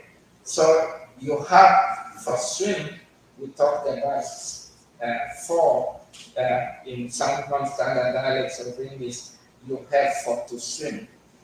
And so for somebody learning, if 2 and 4 have the same section, the same function, they may have to make a choice between the two. And in this particular case, it was clear 2 was drug. Okay? And so you have for swim out the best way you can. Can is the pronunciation of can. Okay. In some cases, it had paratelas in can, so you make it clean for can. Okay. So if you are really objective and not too biased, you don't have to jump to the conclusion that the Africans restructured the European variety to a point of no recognition. Actually, if it is spoken and read properly, it's easier for you to understand. Okay. Okay. And I already talked about this. I want to focus on other things. So divergence is predicated on the emergence of new forms and structures and even new pragmatic conventions. And this is a basic principle. You can verify it with any colonial variety of English. It needn't be African. Okay. If anything, in the case of North America, for instance, the question is, why isn't there more influence of continental European languages on American English than there is? Is this because continental Europeans can learn English better than Africans? Here, Chris, you are free to contradict me, but European continental Europeans speak English with an accent, just like I do, except that the attitude to my accent is different than the attitude to the European accent. But otherwise, both groups have an accent, and both groups can introduce features that you don't find in heritage English as spoken by Chris here or many other white Americans. But the explanation is that when you think of the emergence of the notion white America, about which I talked earlier, but already in the 19th century there were continental European white children attending Anglo schools and learning English, while their parents were learning English by immersion. Now I tell people, for these continental Europeans, the experience must have been the same as mine with my daughter. I raised my daughter in an affluent middle class neighborhood, and my daughter attended predominantly white schools from the kindergarten all the way to college, and now she's a lawyer. Okay, and when my daughter was learning English, she knew not to repeat copy my pronunciation. She could trust my grammar because I think it's close enough to standard English, whatever it is. And she trusted me more for technical vocabulary because of my profession. So I remember one day I picked her up from the after-school program at the end of the day, and we were walking home. And I asked her, "What did you study today?" She said, "We spoke about pterodactyls." And I said, "Tazi, there are no pterodactyls." She said, "Yes, we learned about pterodactyls." And then she insisted, and then she said, "Derek, say tero." I said, "Tero." Toe, and then she pointed to her toe. And that's how she had received the pronunciation of the teacher. And I said, "No, it's pterodactyl." And she said, "Okay, maybe in Africa you say pterodactyl, but here in America we say pterodactyls." Then she went back to school, she reported the accident to her teacher. So the next late afternoon I picked her up again. She said, Daddy, guess what? We both were wrong. It's not pterodactyl, it's not pterodactyl, it's pterodactyl.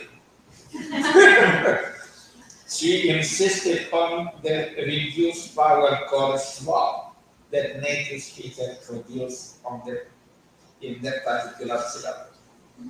Okay. So these are the kinds of things that we have to pay attention to when we are dealing with these things. Perception that may distort the word a little bit, but the distortion, it may come from any speaker. Okay? But in the case of European, continental European Americans, the adults were definitely learning English with an accent like I did. But children, I call them the agents of selection. They select among the variants. Like my daughter, knowing that my pronunciation must be African and she will follow it in the United States. The children of these continental European immigrants did the same. And what I say, the parents died taking the accent with them to the graves. And the children were happy to speak like the Anglos. And that's why there is limited continental European influence on American English. What of Africans in the South, especially those that developed color? They didn't have the luxury of doing it that way. We have to compare them to how we Africans practice European languages in Africa. You learn the language, every person learns the language imperfectly, but if you communicate just among native speakers, you reinforce the deviations that create divergence. And this is basically what happened.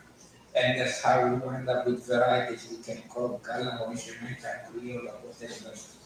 But that opportunity didn't arise in Brazil because there was no segregation to speak of. When I say there was no segregation, it does not mean that there was no discrimination. Don't confuse them.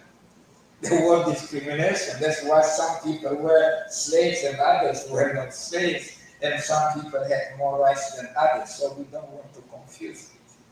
But you can discriminate even when you don't have segregation, and that is the point here. And the setup was such that with children being born in the colonies, the children balance things out in terms of what non-native features they don't want to reproduce and what are the heritage features that they have to learn and so forth. And that's how we wind up with the overall population of Brazil speaking Brazilian Portuguese. I understand we make a distinction between popular Brazilian Portuguese, which is not standard, and standard Portuguese. But the main thing here is that popular Brazilian Portuguese that matters in order for us to answer the question why there is no separate variety of Brazilian Portuguese or popular Brazilian Portuguese that would be spoken only among the blacks. Okay. So we have to pay attention to the internal population structure in order to answer the question.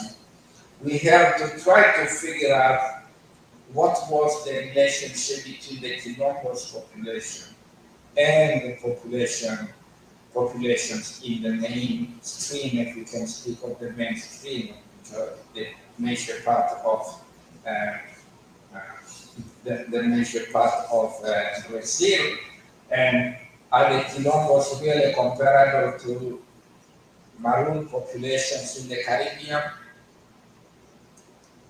When it comes to language, it looks like that's not the way to go. When it comes to other aspects of culture, you have to answer that question. If the dishes that you cook here that make Brazilian cuisine so diverse and so different from other European cuisines, then you cannot really ignore the Quilombos because chances are that in the Quilombos people initiated things and then they spread outside of Quilombos, but there's also another explanation. A lot of um, uh, uh, enslaved Africans worked as cooks. So what happened to cooks? They had to cook to the taste of their masters, but they also brought a particular African touch to the cuisine, and the masters fell in love with what they were doing, and these things have spread, and they have become part of Brazilian cuisine. You find something similar in the American South, where Southerners like cornbread with ribs, with all chicken, and with collard greens, and it's in the north, you may treat it as particularly African American. When you are in the south, it's really southern cuisine because white southerners like the same kind of cuisine. And so if we can answer some of these questions, then we can probably also explain why there is no black Portuguese in Brazil. Okay? But John Holm is the guy that I didn't want to cite. He was a very nice guy, he was not. But he came up with an idea that I found crazy, that of semi-creoles. And we were friends until this came, he introduced this term, and we didn't agree anymore. And we started developing distance from each other. But, you know, these are the kinds of things in an area where you do research on something sometimes because your hypotheses don't agree, and you realize that neither of you can convince the other. You think that you can just approach in your own separate words. But otherwise, it's one of the people that encouraged me to do Creole study because I was not trained as a Creole. I was trained as a semantic systems practitioner. I went to Jamaica and I fell in love with Creoles and I trained myself truly to study Creoles, but then I became so aggressive that other people don't like it. But anyway, this is how it goes. Okay.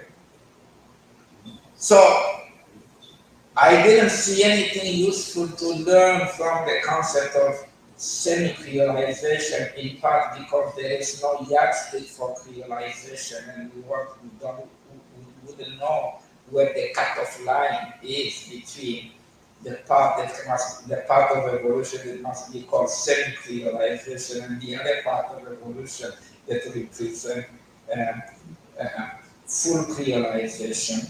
And what we know is that there is a continuum in the ways that languages diverge from each other, especially from the common ancestor that is here in the story. So, isn't creolization just a socio-historical and political concept? I think I have given you enough information to know the answer. My position in my published work is that creolization is a socio-historical uh, process. You are not going to find um, specific structural changes that you can call creolization. Not any combination of structural changes or form changes that you are going to call creolization. Okay. Is that at some point, because the variety spoken is that by the other population is so different, and the other population happens to be non-European, you stipulate they speak a Creole. And very often it's linguists that jump to these categories. Because when you read the histories of the relevant populations, you have to wait until the 20th century before you see that the varieties have been granted the label of Creole. Some linguists decided that that's the explanation. And the whole thing started in the 19th century when linguistics was primarily a historical history discipline. People were focused on um, structural changes, and people were focused on what we now can call language differentiation, language diversification. And they came up with this family tree model known as stambound, we represent it as an upside down tree in linguistics. And they confuse the fact that the stambound represents the outcome of changes and not the processes themselves. And when you look at the stambound, it's predicated on no contact. So Europeans had chosen to account for the emergence of Romance languages from Latin by using a uniparental model. In other words, they obliterated the influence that the Celtic languages must have exerted on Latin in order for Latin to differentiate in so many different languages. And yet, when the offspring of Latin left Europe and went to the colonies, and speakers of the offspring varieties came in contact with speakers of other languages, and the new appropriators of these Romance languages and other languages were not Europeans, and people would say, in this case, contact has applied. When a fair reaction would have been, wait a minute, why don't we check again the history of the Romance languages? Because Latin was a colonial language in the provinces of the Roman Empire. didn't something similar happen? And indeed the answer is yes, something similar happened. And you want to see how did English emerge? Because at the time when the Germanic populations crossed the Channel to colonize England, there was no language called English in the 5th century. It's only by the 7th century that people say, well, there is a new variety called, or that we are going to call Old English. The native speakers of the variety didn't call it Old English. It was just something that was spoke. And my hunch is that because the term English is related to the ethno-linguistic group called Angles, it must have been the language of the Angles that prevailed because it came in contact with other Germanic languages, because it would also come in contact with Celtic languages. But the Angles having the upper hand, as we say, history is written by the winner, right? And they call it language of the Angles, and so we have English, the way the Angles speak. And England, by arrogance, is the land of the Angles. There we have it. But all this is the outcome of language population movements and language contact. And every now and then we have to step back and look in the past and then see if we can come up with an explanation that is more adequate. Okay.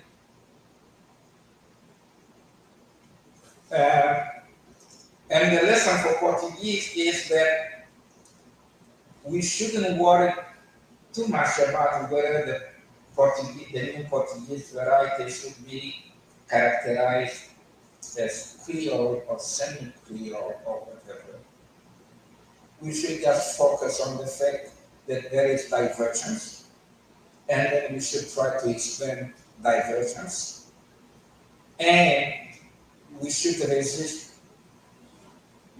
just one explanation. I think there are many causes for the changes, but there are also multiple influences on the speakers and so forth, and that is the best way to go, and that is part of the uniformitarianist approach.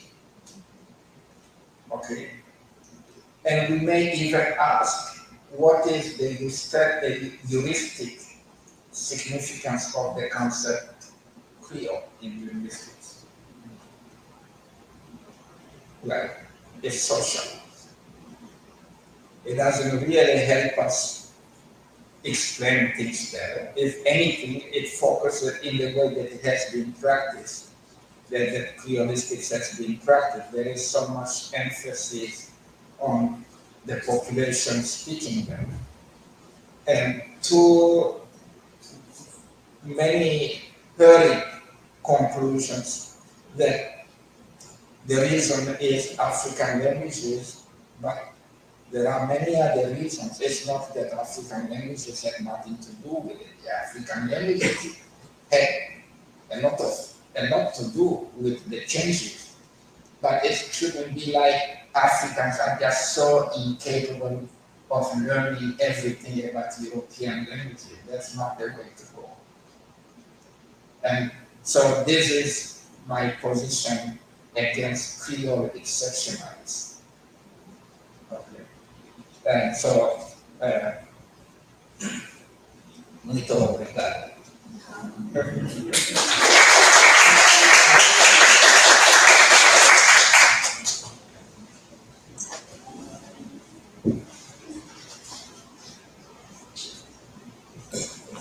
So, questions, comments?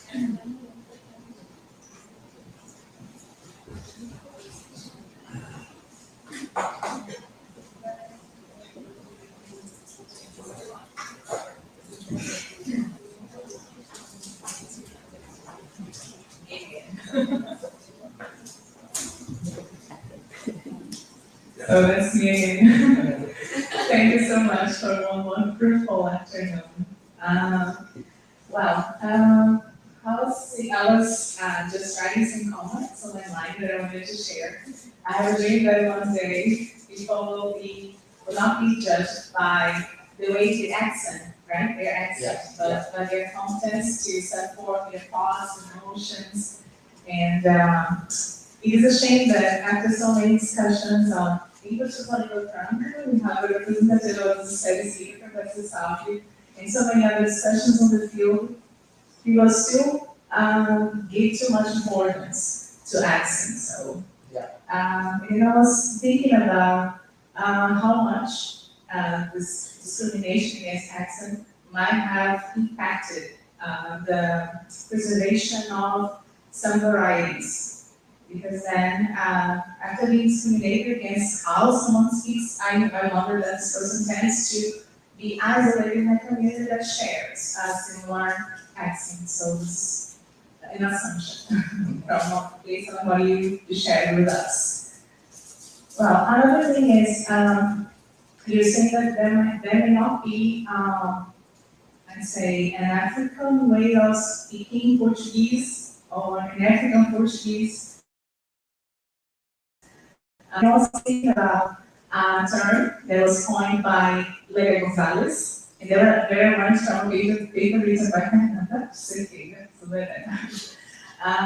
about the terms preto-gays, preto black, so preto-gays, and really engender some reflections on this, because although it's something that it's the contribution given by Fernanda in this paper, we still have to invest a lot in study this variety, and I think linguistics should give more attention to racial matters in our country, and it's something that some people have done here too, like Grexel, and some other professors here. But then I just wanted to give this contribution to think about this term as part of variety that involves, right, this Africanized way of speaking Portuguese, right? So that's so peculiar to some communities here in Sao Paulo, especially. Yeah, that's it. Thank you. Okay, so you mentioned this nice combination of questions. You mentioned accent. Well, we have to clarify what you mean by accent. If you mean by accent just the prosodic features, there are non-native prosodic features. That's one question. But if you mean by accent just the fact that there are also structural features that make one's speech different from the heritage way of speaking, that's another one. Let's start with the prosodic features. African languages, the relevant African languages are generally predominantly tonal languages. Portuguese, I don't know if it falls in the category of tonal language. But then there is a part of intonation that we have to distinguish from the tones on individual lexical items. When people speak Brazilian Portuguese, does the position of stress change relative to Peninsular Portuguese? Okay, that's interesting. And in my experience working on Creoles, there is only one Creole where I have tones, like in African languages, and that's Papiamento. All other Creoles are not tonal languages, at least for the Atlantic and the Indian Ocean. They are not tonal languages. In other words, they went for the European pattern. What happened with intonation, that I don't know. Because in African language, it becomes even more complex combination of tones and intonation. And I remember when I started speaking English, people were telling me, these are Americans, that I didn't have the right intonation contours. They thought that I spoke in a flat way. And they couldn't tell when I was asking a question, when I was making a statement, because it was something, the same thing. But, you know, if you can match patterns of intonation in Brazilian Portuguese with intonation patterns of some African languages, it makes sense. But if you cannot match them, then you have to explain how the intonation pattern specific to Brazilian Portuguese emerge, and that's a separate question.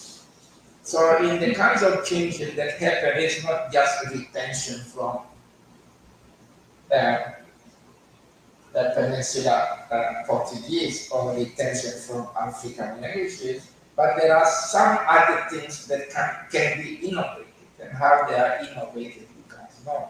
In a way, let me put it this way, the question of the emergence of a new language variety under contact conditions is comparable to that of a child being born from parents. You find features from the mother's line, and you find genetic features from the mother's line, and you find genetic features from the father's line. But since in many cases they are from the same population, so the gene pool is very similar from one to the other, and you are going to get that question of latent features, the recessive features versus recessive genes versus dominant genes. And some genes that may have been recessive, when they match between their parents, they become dominant in the child. And this is the kind of research that we need to undertake to explain a number of things. So I propose in my work the concept of feature pool, similar to that of gene pool. And you have to figure out what are the factors that favor particular selection, and what are the factors where you wind up with something innovative that doesn't really exist anywhere else. So in the donor languages, on Tuesday, I think I lost the track of my thought here. On Tuesday, I spoke of ecological factors that may favor the selection of one or the other. But this is where we have an advantage over biologists, because we can identify particular factors that favor one or the other of several competing features. But I don't think that in biology they have really come up yet with an explanation about genes that become dominant in an offspring and genes that become recessive in an offspring. Okay, but having a dialogue, a conversation with biologists can really help us in articulating some of the questions. That is really the part here. In some ways, I'm making the scholarship on Creole languages more challenging. So we have the burden of proving that these languages evolve in a different way, but I have given up on that. I have reached my conclusion, which is different. That these languages are really telling us how language speciation, a term that I adopt from biology too, which is the same as language differentiation and language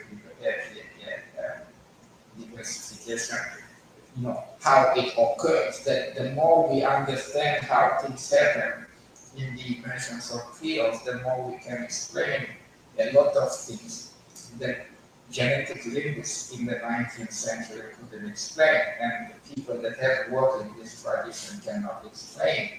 But once you bring up many of the factors that the ecological approach makes relevant, then you can explain.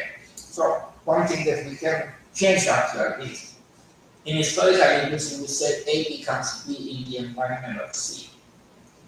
But according to the ecological approach predicated on population movements and population contacts and so forth, you find out that this is the wrong formulation, because the formulation A becomes B in the environment of C doesn't factor in variation. But as you say, there was a time when A and B were in competition.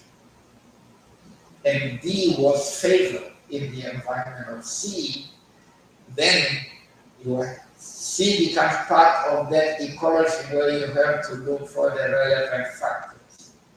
Were people that had D as a variant, majority population, the majority population, were they more prestigious? Did they have economic power? Why would species of the A variant shift to the D variant? And it could have been the other way around. Okay. Or could it be that D was so heavily entrenched and A came later, and so A didn't have a chance of displacing B, and this is how it happens. But there are also cases where in linguistics we speak of complementary distribution. How did the complementary distribution occur? Okay. So even though my approach is inspired by evolutionary biology, a whole lot of what we learn from evolutionary biology is based on animal biology. But really, we have to learn much more from virology, from the spread of viruses and how they change and so forth, than we tend to learn from animal biology. And also the difference between learning, which is the means of transport, the means of transmission in the case of languages, versus mating, the means of transport, or do I say transportation, the means of transmission among animals. And learning is a horizontal process, and transmission in animal biology is a vertical process. Okay. And in learning, mutation is the default. In biological evolution, mutation is the exception.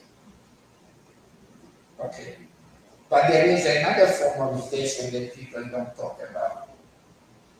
That a child is a combination of genes in its own original way. And in linguistics, we also proceed to a recombination of features, but we are dealing with the phenomenon known as polyploidy. In other words, influence is coming from several speakers, whereas in biology it's just two. You can say there are multiple influences because every parent is a carrier of a set of genes inherited from all the parents and they never lose them and so forth. But it's not really the way that we do with languages. And we make choices in languages in ways that we cannot do in animal biology. So once you learn these differences, then you can handle some of the things. And why I say children are the agents of selection. And in biology, we have to work harder in identifying the agents of selection. Having an intercourse does not contribute to selecting, to selection. It's what happens after a fetus is born that you start wondering, so how were the selections made and so forth. And then there is the role of development and so forth that also makes a whole lot of difference. So the other part of your comment I forgot to be across the top, so if you want to repeat it. Yeah, maybe it's different here.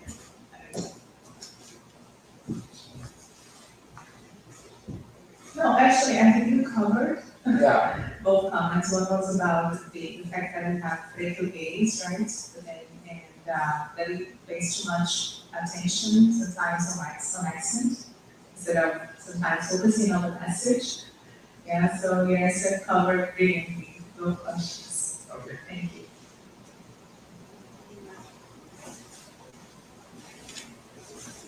We also have questions from people who are watching us on the internet. And someone is asking, take into account that vernacular Brazilian Portuguese, also standard Brazilian Portuguese, has phenomena that are synthetic phenomena that are different from European Portuguese and the other Romance languages. Here's what? Different from European Portuguese and other Romance languages. Yeah. Could we think that the African substrate is stronger than we thought before? And could it, those differences are not, could not be evidence of a self-realization? Okay, so if creolization were a structural process, then we can say what happens in creolization happens everywhere else. So in that case, we don't even need the term creolization anymore. All we need is population movement, population contact, language contact, competition among the languages, and competition among the features of the different languages. So in this context, you say, okay, a feature pool emerged, and in this feature pool, there were also African linguistic features. You have to identify the features and go through the normal process to show why these features of Chimbundu or Congo or whatever other language cluster are particularly significant. My hunch is that the features that are exclusively African are smaller in number, but the features that arise from the congruence of structures of African languages and some variance in the structures of Portuguese, they become strong. And when they become stronger, they can prevail. And in that case, it does not mean that we deny the role of African languages, but you are just showing that it's not all African languages alone, or all in terms of it's not exclusively African languages. We have to factor in congruence, and congruence is a critical factor here. It's one of those ecological factors that we have to take into account.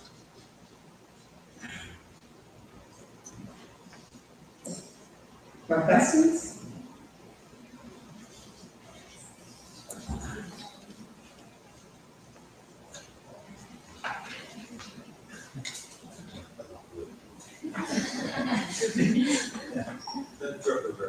Going to have an interpreter. Professor Fanny, sorry, my bad English. Mine is bad too. I want to say I learned, I really learned with your explanation today. Thank you very much. I included for bringing the Brazilian case. But I have three questions. Yes, that's fine. One question at a time. She translates it and I can. Ok.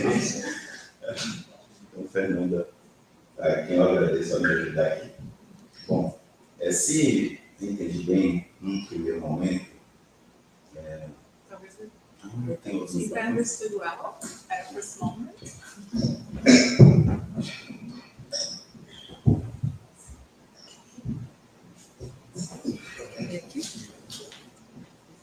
Não, num primeiro momento, se entendi bem, o senhor colocou vários aspectos que podem ajudar a entender a questão sobre se há uma criolização, se houve criolização, ou por que não houve uma criolização no Brasil.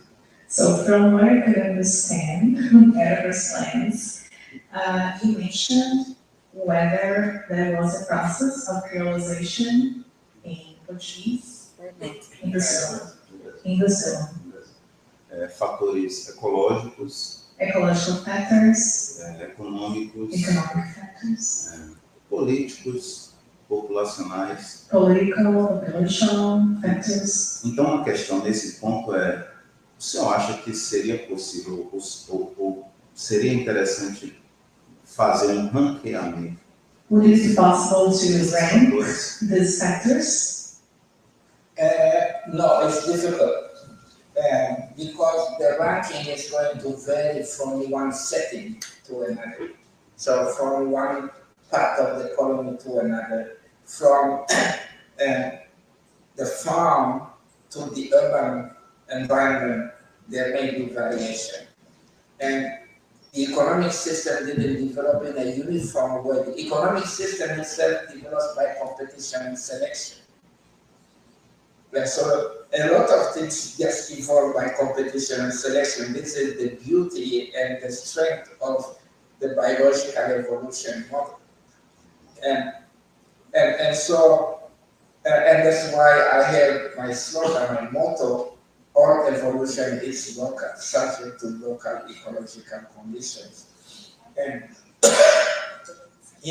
what we have to factor in is, in colonial history, at least for settlement colonies, the first colonists were generally people that took risks or people that were dispensable members of the European population. It's not the wealthy guys that came. They hired people to come and work for them. And so it means that we are more likely to find a lot of features of non-standard Portuguese in Brazilian Portuguese. And that the standard variety of Brazilian Portuguese developed later than the vernacular variety of Brazilian Portuguese. And then for every location, before some general Brazilian Portuguese emerged, if it makes sense, is that there would be higher concentrations of one part of Portugal in one area and another part of Portugal in another area. And if there is regional dialectal variation in Portuguese, that in European Portuguese, that could have been reflected in the emergence of the colonies. We have to trace where the colonies came from. We have to trace where the indentured servants came from. Just as we have to trace where the enslaved Africans came from. In this regard, there is another question. Então, se a gente entende If you assume que crioulo não se generalizou no Brasil, that a Creole didn't generalize in Brazil, temos que trabalhar com a questão das razões pelas quais o português se difundiu. we have to work on the Brasileiro. factors why the Brazilian Portuguese spread.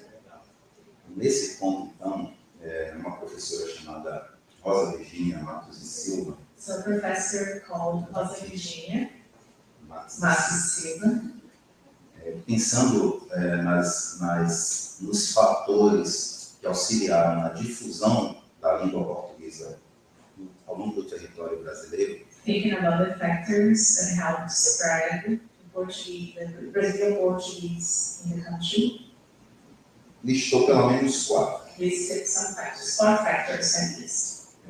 A questão demográfica, né? Então, Demography, a população negra ou afrodescendente the black sempre population, maior, pelo menos 2/3 em relação à população aos colonizadores. African Brazilian population, at least 2/3, right, of the population. Essa população atuava em diferentes frentes da economia, This population acted in different sectors of the economy. também era uma população com alto grau de mobilidade, It was a population with a high level of mobility. e também desempenhavam diferentes papéis, tanto nas áreas urbanas quanto nas áreas rurais. And they also had different roles, both in the urban and rural areas. E, finalmente, a questão dos quilombos também. And there is a question of the O quilombos. senhor até colocou, né, o fato de não ter havido ali uma língua crioula nos quilombos. So the fact that you mentioned that there Mas- is no Creole language in the quilombos, but Então, na verdade, then, o que o senhor pensa disso? Né? São basicamente fatores muito mais de ordem social e demográfica do que propriamente ecológicos. Né? so what do you think about it? They are demographic, social factors, much more rather than ecological factors. So, if I understand the question well, I have to say that approach is very consistent with mine. We have to inform each other. I don't have a definite list of all the relevant ecological factors. We identify the relevant ecological factors as we go. And that is one of the reasons why in my presentation I kept making these comparisons. Okay, so one thing, for instance, that I forgot to mention, I don't remember if I did, is that we can compare Brazil with Virginia. Virginia had the highest number of Africans, but it also had the highest number of Europeans. But they live in small populations. And so we have to wait until the late 19th century, after Jim Crow, the segregated system, before we can really think of Black English spoken in Virginia. Okay, here too, in Brazil, there was a large European population and there was a large African population. But they also lived, especially in rural areas, they lived in small integrated communities. They are small integrated communities, but there was no segregation. That's why I say residential segregation, but we have to remember there was discrimination. Okay? And so you get all this, and my hypothesis is, or call it conjecture if you want to be more skeptical, but my hypothesis is that in rural areas people wind up speaking the same way. In the city, yes, there is stratification between the free people and the enslaved people, but also stratification among the free people between the most affluent and affluent and influential guys, okay, versus probably the large proportion of Europeans that were just in the middle. They were either poor or they were just in the middle there, but didn't have much political or economic power. But when it comes to language, we have to look into patterns of interactions. Did the poor whites interact regularly with the affluent ones? Or did the poor Europeans interact mostly among themselves? In that case, the affluent population was a minority population. And that doesn't matter that much because wherever they may have exerted influence, it would be at the level of standard Brazilian Portuguese.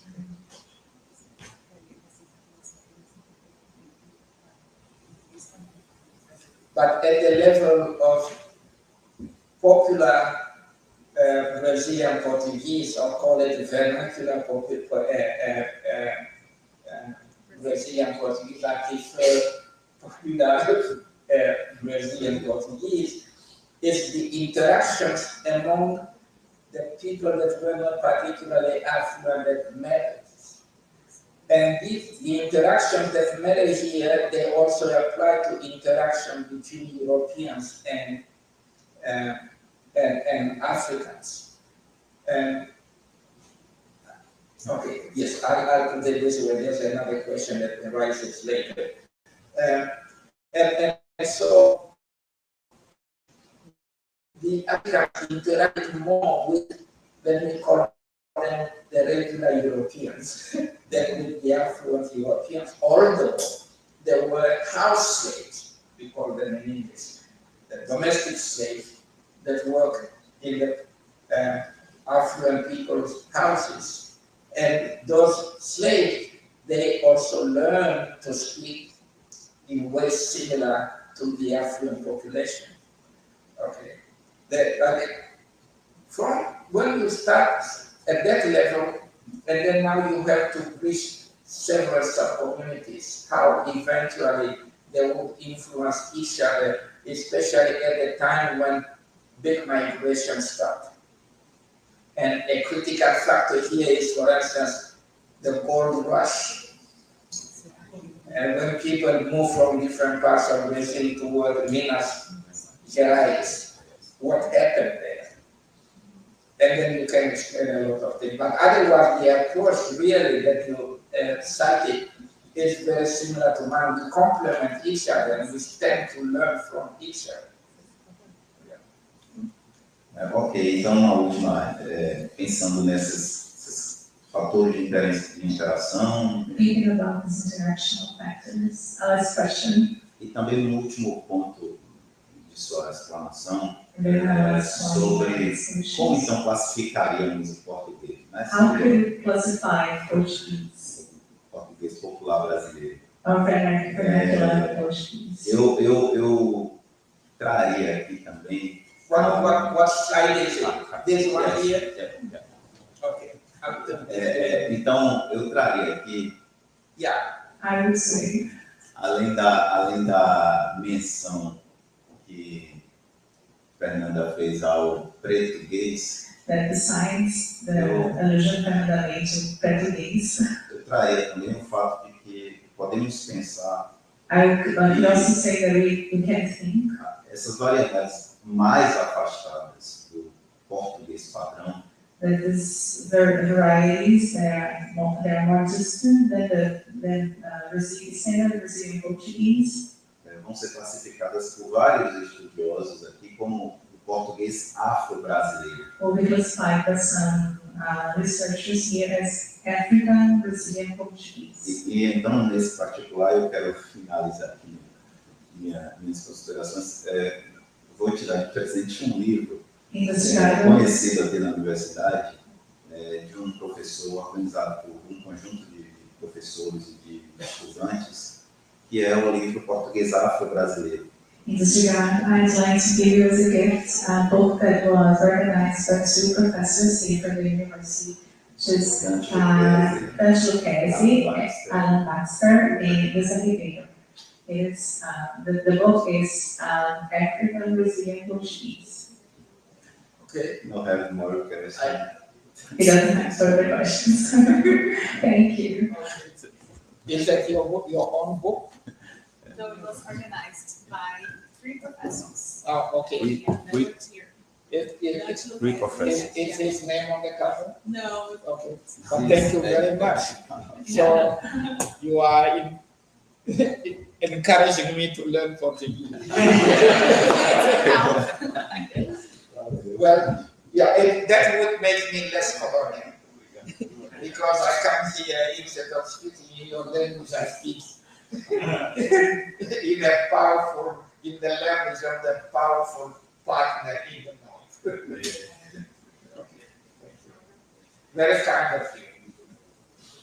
More questions? No, so we are thinking. Cool.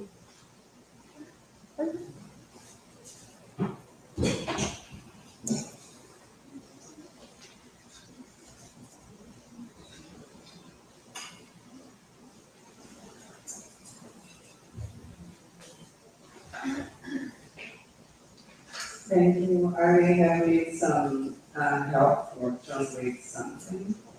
So I want to thank you for this afternoon, especially today, because as we talk, I work with Brazilian Portuguese, especially with Quilombo. So I'm really happy when you say that it's a very complex context to try to explain Brazilian Portuguese, especially when we look at Quilombo, because we have to look for each region. For example, I work with Quilombos in Maranhão. It's emerged in 18th and 19th century, for example. And here in Bahia, Quilombos has emerged like in 60th century. So yes, we have to look for each region because it's very specific ecology in each place. Yeah. And so I think we just start to look at Portuguese from for this perspective. So, for example, a student of mine just finished our work in 2021 about Aquilombo Espírito Santo.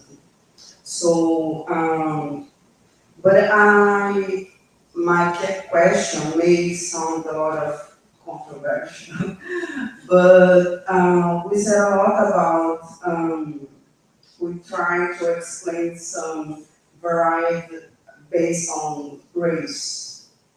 Yeah. And I want to ask you about, sometimes I think this we kind of trying to explain, even with Quilombos, some varieties also based in race. Yeah. So, it not look just for ecology or social factors in general.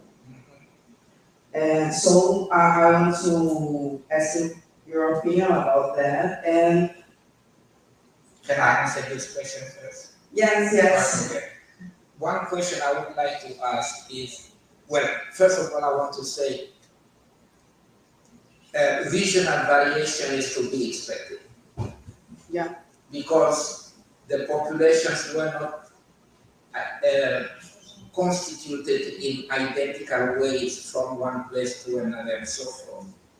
But the question that I want to ask is whether the Portuguese spoken in Quilombos in the different places, in the different regions, are similar to the varieties of Portuguese spoken around the communities, or whether they are more similar from one Quilombo group to another Quilombo community to another Quilombo community.